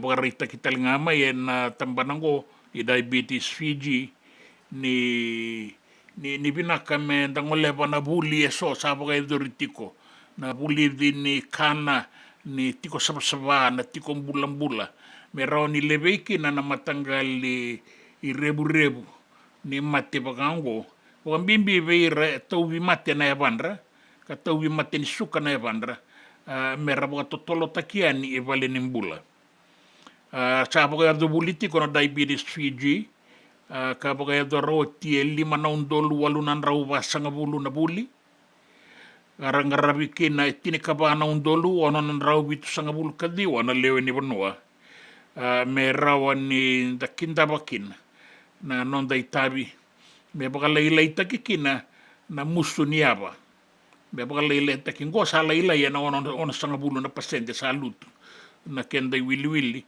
o era musu na evandra sa rabaga buli di talenga tolu nan rau talena nasi na matanga libengara bi mesota bikina na matengo na tini kalima na pale ni wai ke na basanga bulu kawalu na tambani bengara bingo na be bali ni mbula lelebu na nonda banua bagara itaki mai ni sa lutu sombo bagala ilai ye se kotanga kina na kawai kinang gito bagan data kamay na isong ng gito na nonda banua na Fiji Rugby Union ni Saba na itukutuku ni be ka ba ila bombaleta na non rakauai na non da dorobo en sota ningito ka ba duri mai baranise na bakisawat e bagarita ka mai na Fiji Rugby Union ni Sandy Kebi na be ka ba ilabo ka ratu satu kuna mai na Board of Trustees ni saba sa saumi kedeani na lebu ni labo non do numero botaiki na dorobo kara to katikina na lewe tolu na dorobo era to bagarita katiko non to kunru na buku ni tikinango wai se na da lebu na kapitani levani mbotia wata ke semi randra e ka na iliu ni songo ningito na Fiji Rugby Union bagarita katoka ni to sandi kebarao sama asa saumioti na ilabo tukuniti kongo ni rasanga ni taura na dorobo. Dina nga ni so na ibota ngai adon berayani. Era taura bera ia me adon bota komandanga nga unango sao ti todo ko era sa saumi todo ko bagabinaka na non dorobo. Na ibota endondo no mera taura kaya la takibeira na mbaki saoti. Ia na itukutuku barita katiko mai na Fiji Rugby Union membaleta na itukutuku bagai labo so tiko kina na non rai bota na dorobo kandondono mera taura mbaki saoti sa kerena non baga bengu non dawi baga tabuli ni non da tim ni marama na Fijiana o Moses Rauluni kai mo ni sama kerena non baga bengu membaleta ni sanga soti ni toso binakasarti kon non ranggito na marama na ngaunango alago binakasar mbaki saoti ya na mbaki ngo ertu sanga soti ni garaba baga binakasar basikan baga tangin ngin de binakan ngito kaya kino Moses Raulo ni binakan sa baga bengu may na Fijiana na Vodafone Fijiana 15s na timi ka garaba bolimay na dorobongo ka sana nui mesa na lesutale ko ya andru ka na tim di Fijiana andru ka be Samoa rabasa nga bulu kalima tini kabitu andru ka be Scotland lima sanga bulu kadiwa tini kalima kangale ki nganga wale saranga be Netherlands na tini karua ke tini rato sa lutu talenga na non rato itutu na itubutuba ni be tarabi ni burabura na non ra gito rakabi na non da marama rato atoka ni katini kalima rato sa atoka somungo ni katini kabitu sama ni nanu makinomo me sa kereman da non na bagadeng sa listu taleman da non na itiko may Australia ya rato sa dingo men bagabina pinak da bagay leslesi na non da isongo ning gito da Fiji Rugby Union na kere bagadeng ni morto sa bagan donu ya talenga karatu sa bagabina pinakataka na non na do laibu na do robo ningaraningo na bukundra na non da marama kay nang gito lewe tini kalima da Vodafone Fijiana 15s kina biasa ibura sa nga embasi katikongo na rebu ni langilamba Milton na Lomanitomba o Florida may merke bagarita kimay ni dambeta na Lomanitomba go enang bongin ni Singabukilulu na langilamba o Milton Hurricane Milton ka raidakin na bagadada ni langilamba go kena kaukawa ka tegabuya ni Siesta Bay may Florida rabagarita kamay ni raponua bagadada bagalibukina me baka may Tampa Bay erto kaya ni libusar na bagadada rabagarusay na bale kay na tambana ni Bengarabi na pila koyaki na wani liba na wai na Bengarabi kede bagawaya rusa na bale ka rasengarabi tikong eso di semberti ko man dani bagardo bori bagabinaka na bagardo ko membaleta ndo na dangilamba ka liumai na dangilamba o Helena Hurricane Helena sa ambasi katalimay na kenango kena nomi ni rawan ni ngarabi na pakadoko kena i rau e penganiti me pale sui talikina ng bulan.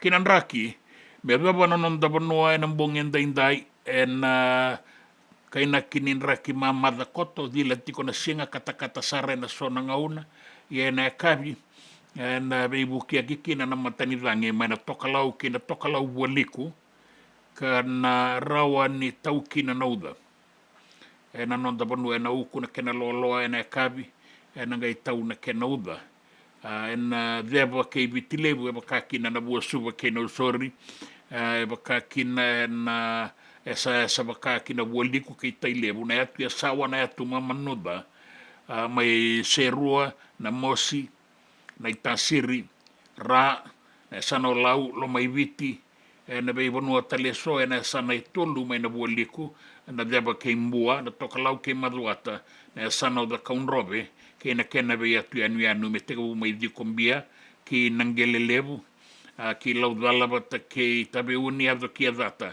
ke na sana rua o lau bata ke lo mai biti se wana wasa laki bora na sona ngauna sai kangore na itukutuku ni raki na itukutuku na be sai bora na itukutuku na nonda bonua ke ni itukutuku ni gito na nonda vata ke City Veni Raturala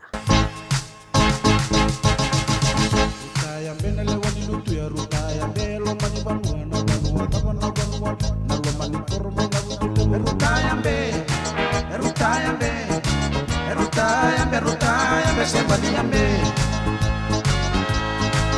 Ela toka watani matubula indo kandabala indo ka ura tabana ura tabuna ke musa sanu dina na weka rutaya be se badiya be Soko wasa onemia soko tu bakayeli soko bakapine soko bakawono soko bakasara tu iko rutaya be se badiyambe Laite indalo tabale laite indalo ina butule unandalo tabanandalo matuona ke musa salundi na melutu ya rutaya be se badiyambe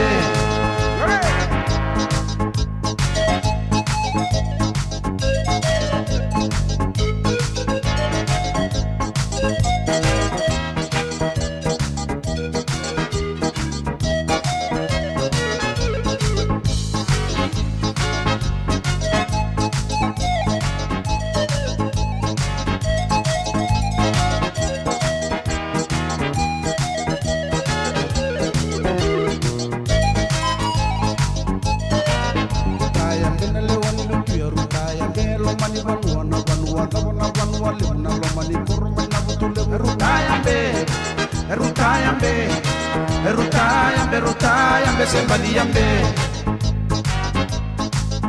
Laido toka watani matukula ido kandabala ido ka ura tabana ura tamuna ke musa saludina na weka rutaya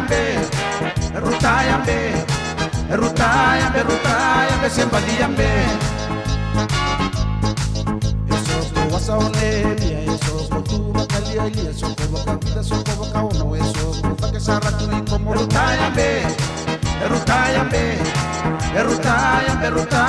se badiyambe Laite indalo tabale laite indalo ina butule unandalo tabanandalo matuana ke musa salundi na malutu ya rutaya be se badiyambe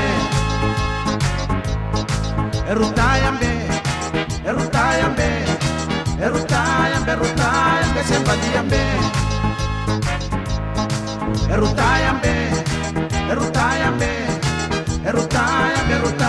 se badiyambe JJ's Food Shack.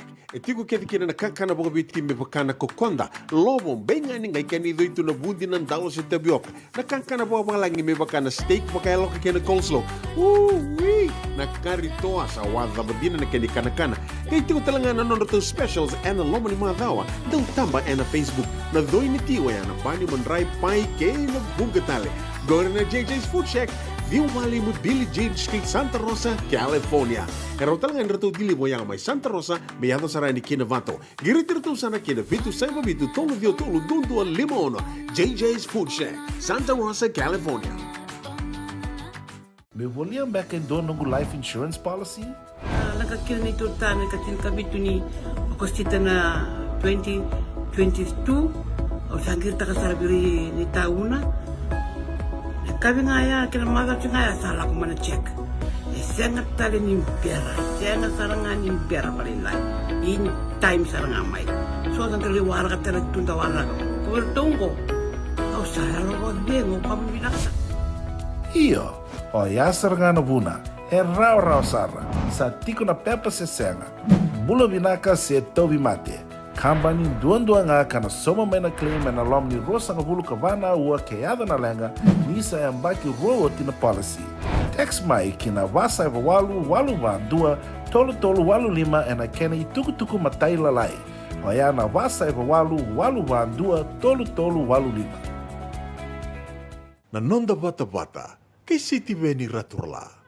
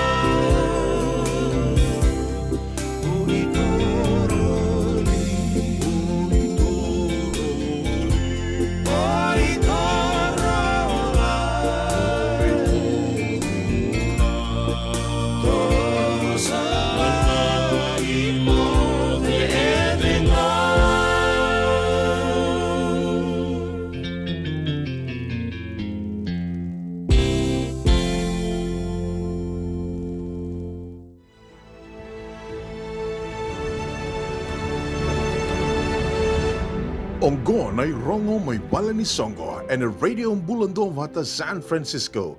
Mekauti kanda vata mai. Dola viti kona vesureti raramba ki vekenda na matabi wekani na matabu vale se ve songo e so me dala koeni me dala ki dua vata. En marauta ki ni non da singa ni tungalala na Fiji Day ni embakingo.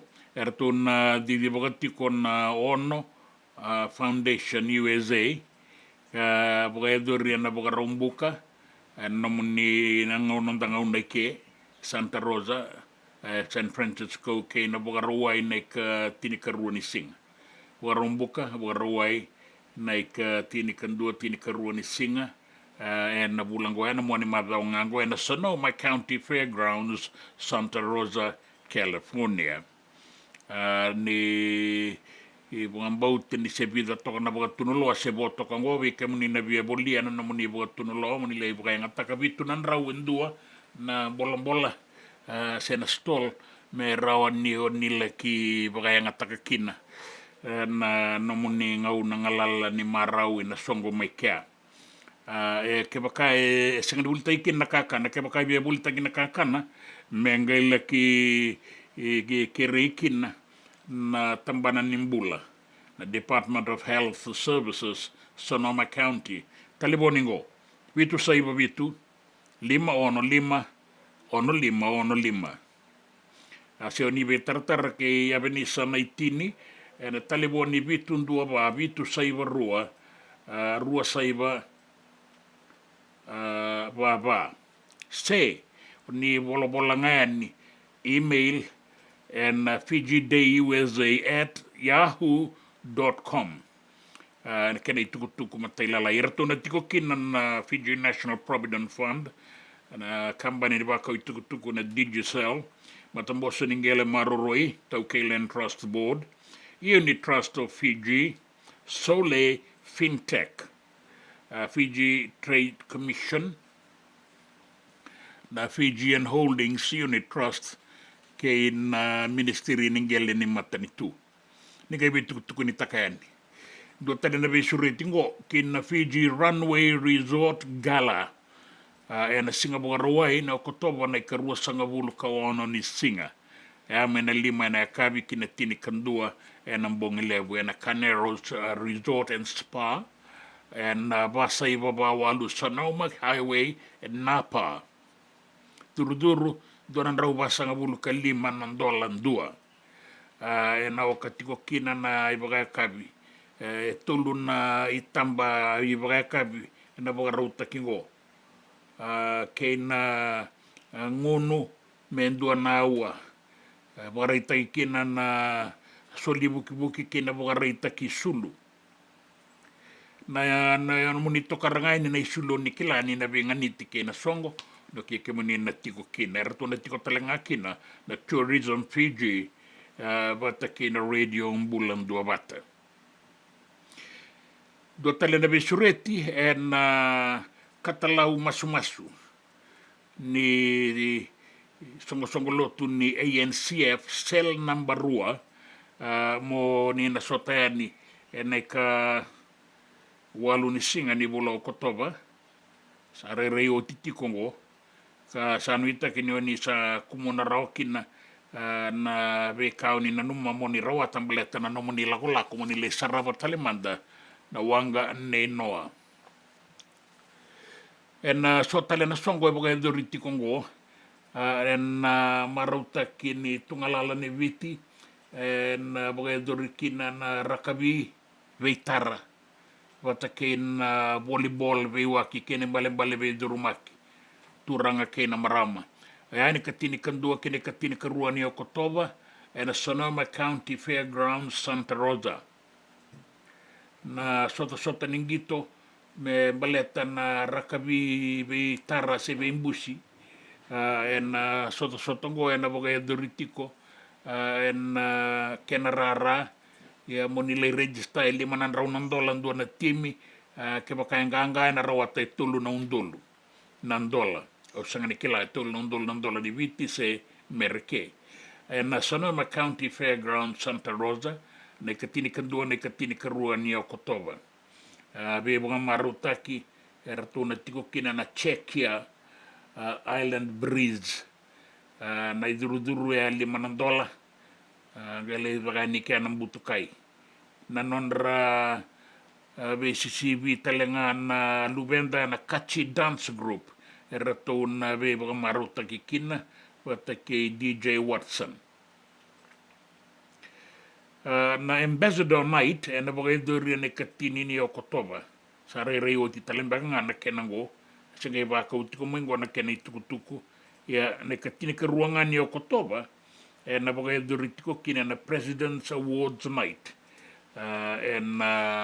muan ni madawango da baga binabinaka ke baka na kenay tukutuku taleso o ningay irawan ni bitartaratiko ngani na iwola email the FijiDayUSA@yahoo.com.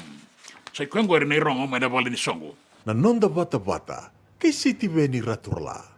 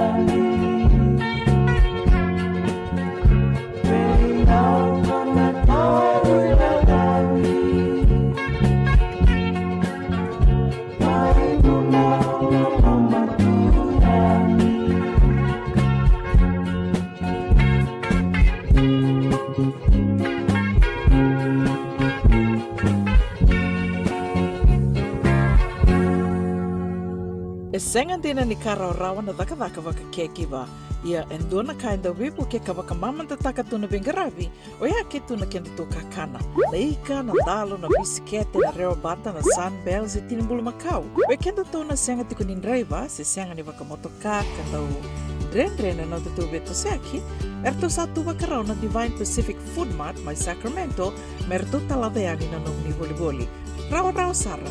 Witartar ngayani na taliboni diwan 21 saivarua merto wakarotaka katalada mai na nomni boli-boli ena kena ngona totolo tua. Divine Pacific Food Mart, Viturua Viwawalu Franklin Boulevard, Sacramento, California. Namba di taliboni Viwan 21 saivarua. Erto ngarap talangan kena lewak suburi ani nanomu yaya. Mai na nonderto stoa kena nomu mate ni katumba. Dendram beka nangola ni kibalilo tena pukuni oso pakadadaka. Sendrak kita beka na tos nimbula. Kuani lenga sinu ingaw-gawa. Nana mai kina programa warotaki. Mai vera na New Methodist Christian Fellowship USA. Nongu chisu, nongu banoa. Rwa na bima manione na kabini lulu be Kemando California. Bima mani duwa single ni lotu lewu be Kemando biti. And a radio bulando wata San Francisco. Me kauti kanta wata mai. JJ's Food Shack. Etiku kena nakakana boga biti me bakana kokonda. Lobo benga ni ngai kani itu na bundi nan dalo sa tapioca. Nakakana boga malangi me bakana steak baka loka kena coleslaw. Wee! Nakaritoa sa wada badina na kani kana. Kay tiku talangan na nondo specials and the lomo ni madawa. Daw tamba and na Facebook. Na doi ni tiwa ya na pani mandrai pai kay na bugatale. Go na JJ's Food Shack. View Valley mo Billie Jean Street, Santa Rosa, California. Karo talangan rito dili mo yang may Santa Rosa, may yato sarani kinavato. Giritirto sana kinavitu sa mabitu tolo vio tolo dundu al limono. JJ's Food Shack, Santa Rosa, California. Na nonda wata kay City Veni Raturala.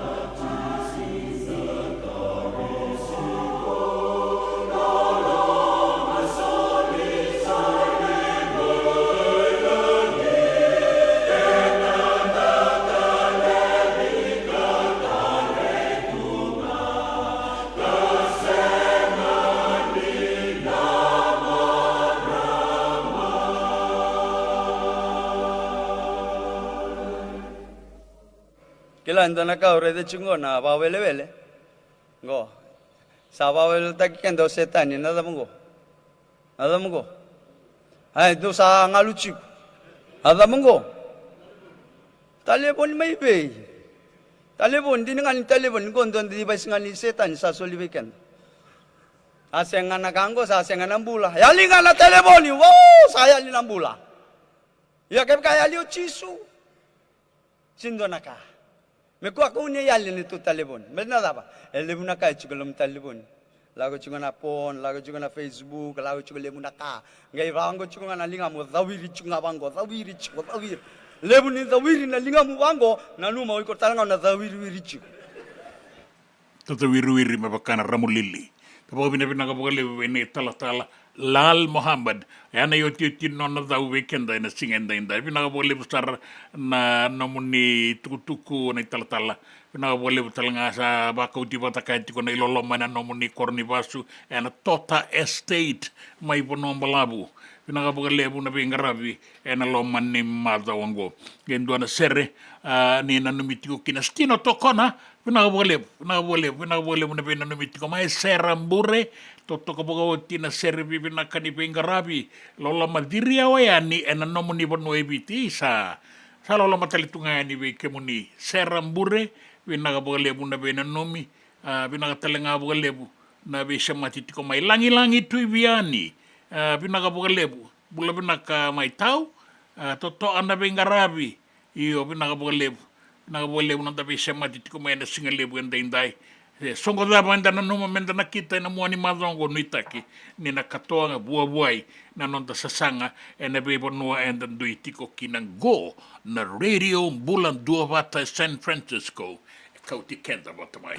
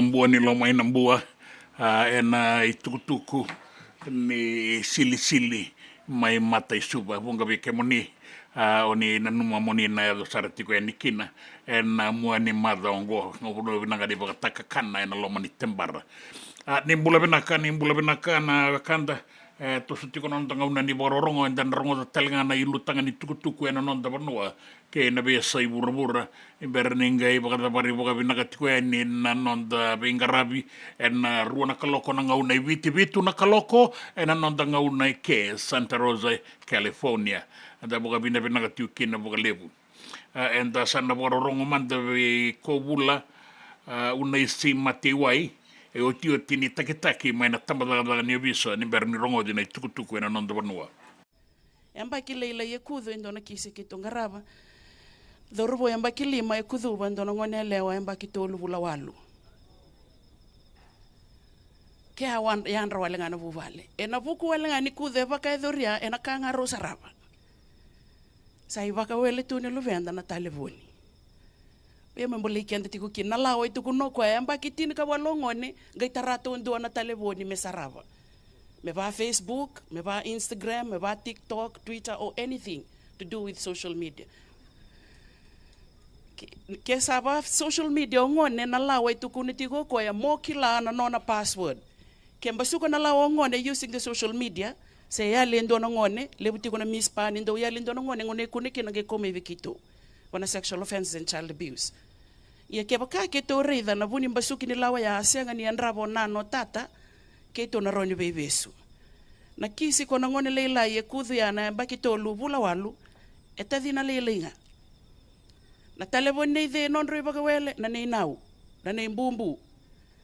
Ona e wele na rumo na video call. 2 weeks, ruo na madha onon rumbula taka toka mora onambula ni vea dobi. Nambula taka indo na viwetini. Nobody know about it. Ke asenga ni mabuo baka dhana ngone leo leleongo. Ke asenga ni kilai. Ke andanga ikinda dalanga sale ngone lewa sale mbukete mai.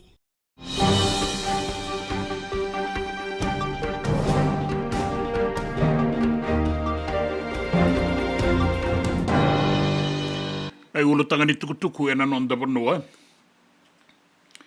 E raosote ni narara ena Subrail Park mai lambasa e undolu na lewe ni banua me maru takikina na Fiji Day na singa ni bukan numi ni non da tungalala ena kalima sangabulu kabani ang baki. Era ulang indo kaikina na turanga bale na tui madwata ka presidente ni non da banua Ratu William e Katonivere. Ya era oso e ni kia na lewe ni banua tiga buene na tayambe na loma ni koro lambasa kara oso e ni kina e undolu na lewe ni banua kei na non reisulu karakarawan damu kei na bula-bula kara laki sarabatalenga na soli buki-buki ni mataiwalu ni rasayado ki na rara na Subrail Park. E bagaritakan na Diabetes Fiji ni bunga na ngauna e rasaya ton berati ko yan na bibali nimbula na tawi mate bagan bimbi beira na mate ni suka na ebandra era daw baga sangarata umanda na way baga biti ni sasanga ni manata na way baga biti era sanga ngole ni kipale nimbula merla ilaw ray na bunga na ngauna sa ambera baga lebusara na non rangay ray-rayani sa na saulebu toka beira baleta ni rana baka lieki na so na tiki ni angonra. Sa bagarita kan na isong-songo ni Ngito Rakabi na nonda banua may witi na Fiji Rugby Union ni sa dinatiko na nonda to itukutuku na may karatong may bagan dinatakango en dua na company ni Fika na Ibelian Company may bagan dinatagikin na itukutuku e bagarita katiko na FRU senga sa saumi taudoko na ibota-bota nundon na may pangulay veira na nonda daurabo e rangito mandanga na bakisauti e na sot-sot ni burabura kartuwa kunrutiko kina na kabetani o isena da lebu lebanin botia ke semi-ranrandra sa kere no na baga bengo na dawi baga tabuliri ni nonra tim ni Ngito Rakabi na marama na Fijiana 15s o mose se rauluni. Kai o mo ni sakireno na buka dingo baleta ni bia longa dato ka buka leila na nuratung gito na marama en bidana marda wa sawo tingo. Ratu nruka baka malu mo buka leila na nuratung gito kay na nuratu kaukawa na marama.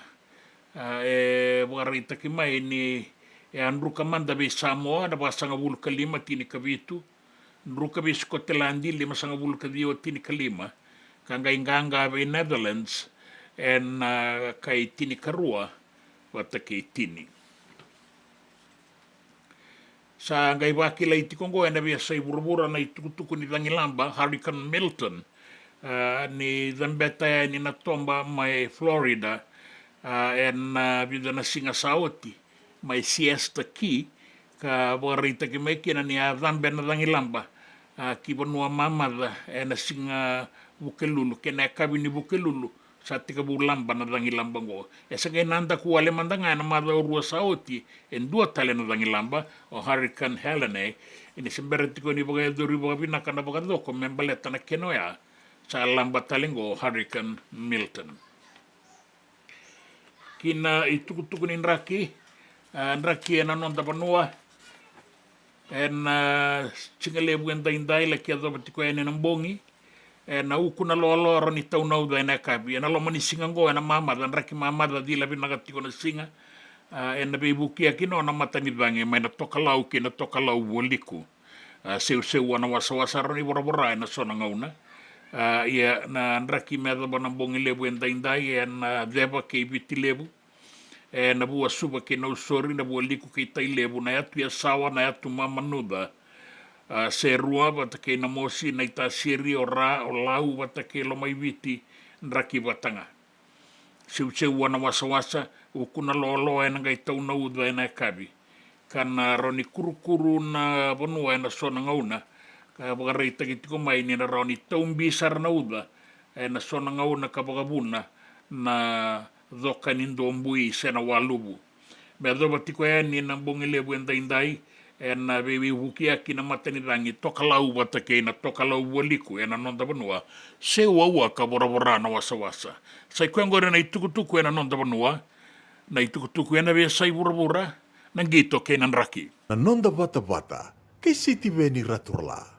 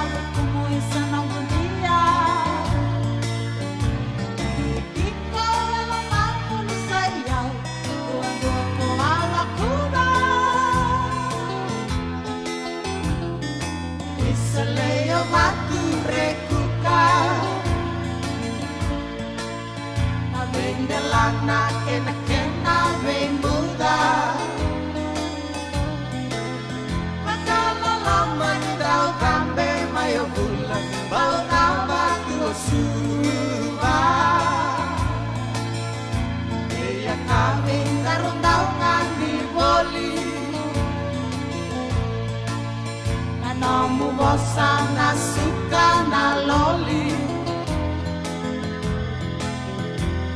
kami danyu makana numaboli isana grosi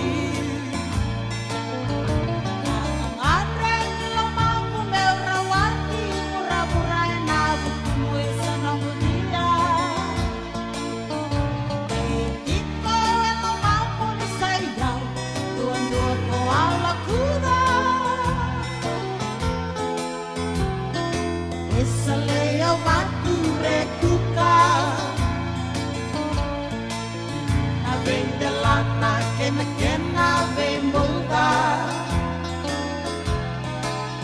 Bakala loma dindau tambe mayo bula Bau bau batu siwa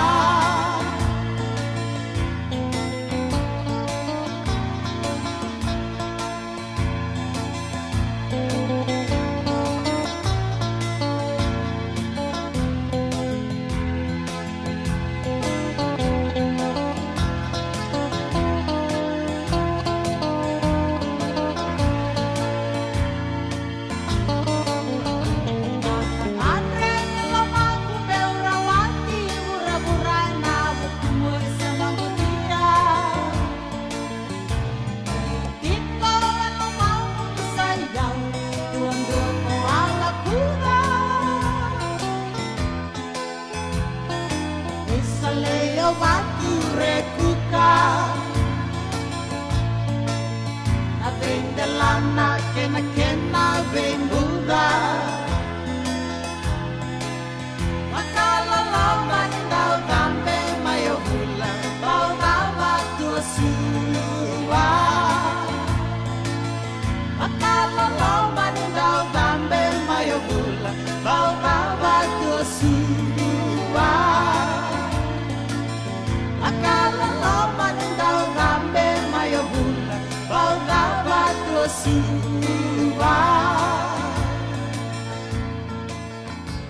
Dalam bahasa na Cornisani Rossi, dila ni vula serau ena vimbongi, e vuga diri loloma e manga ni mosi o bulovi.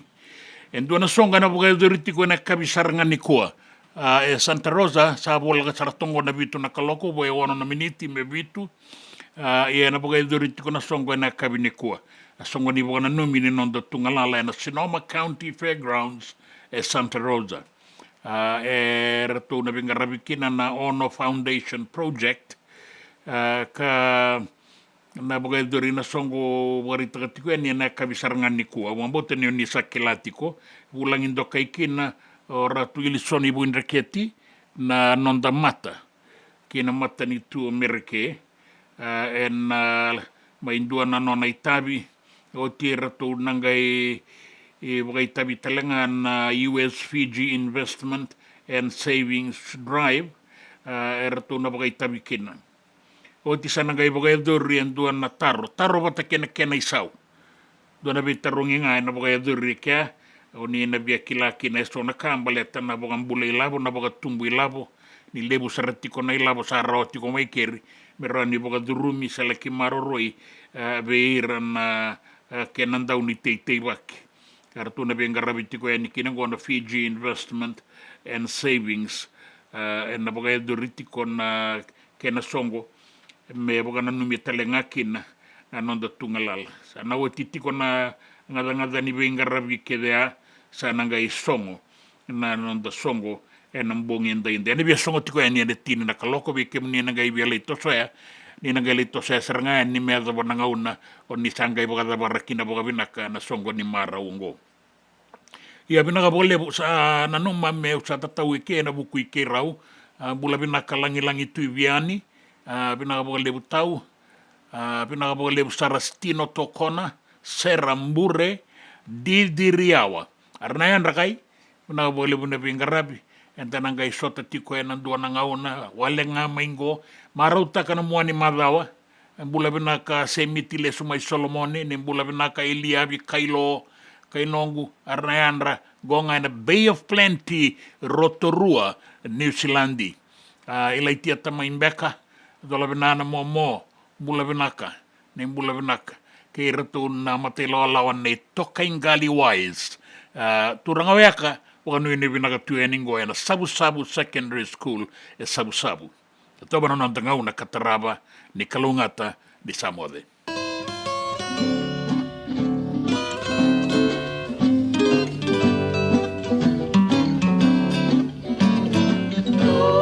Sambona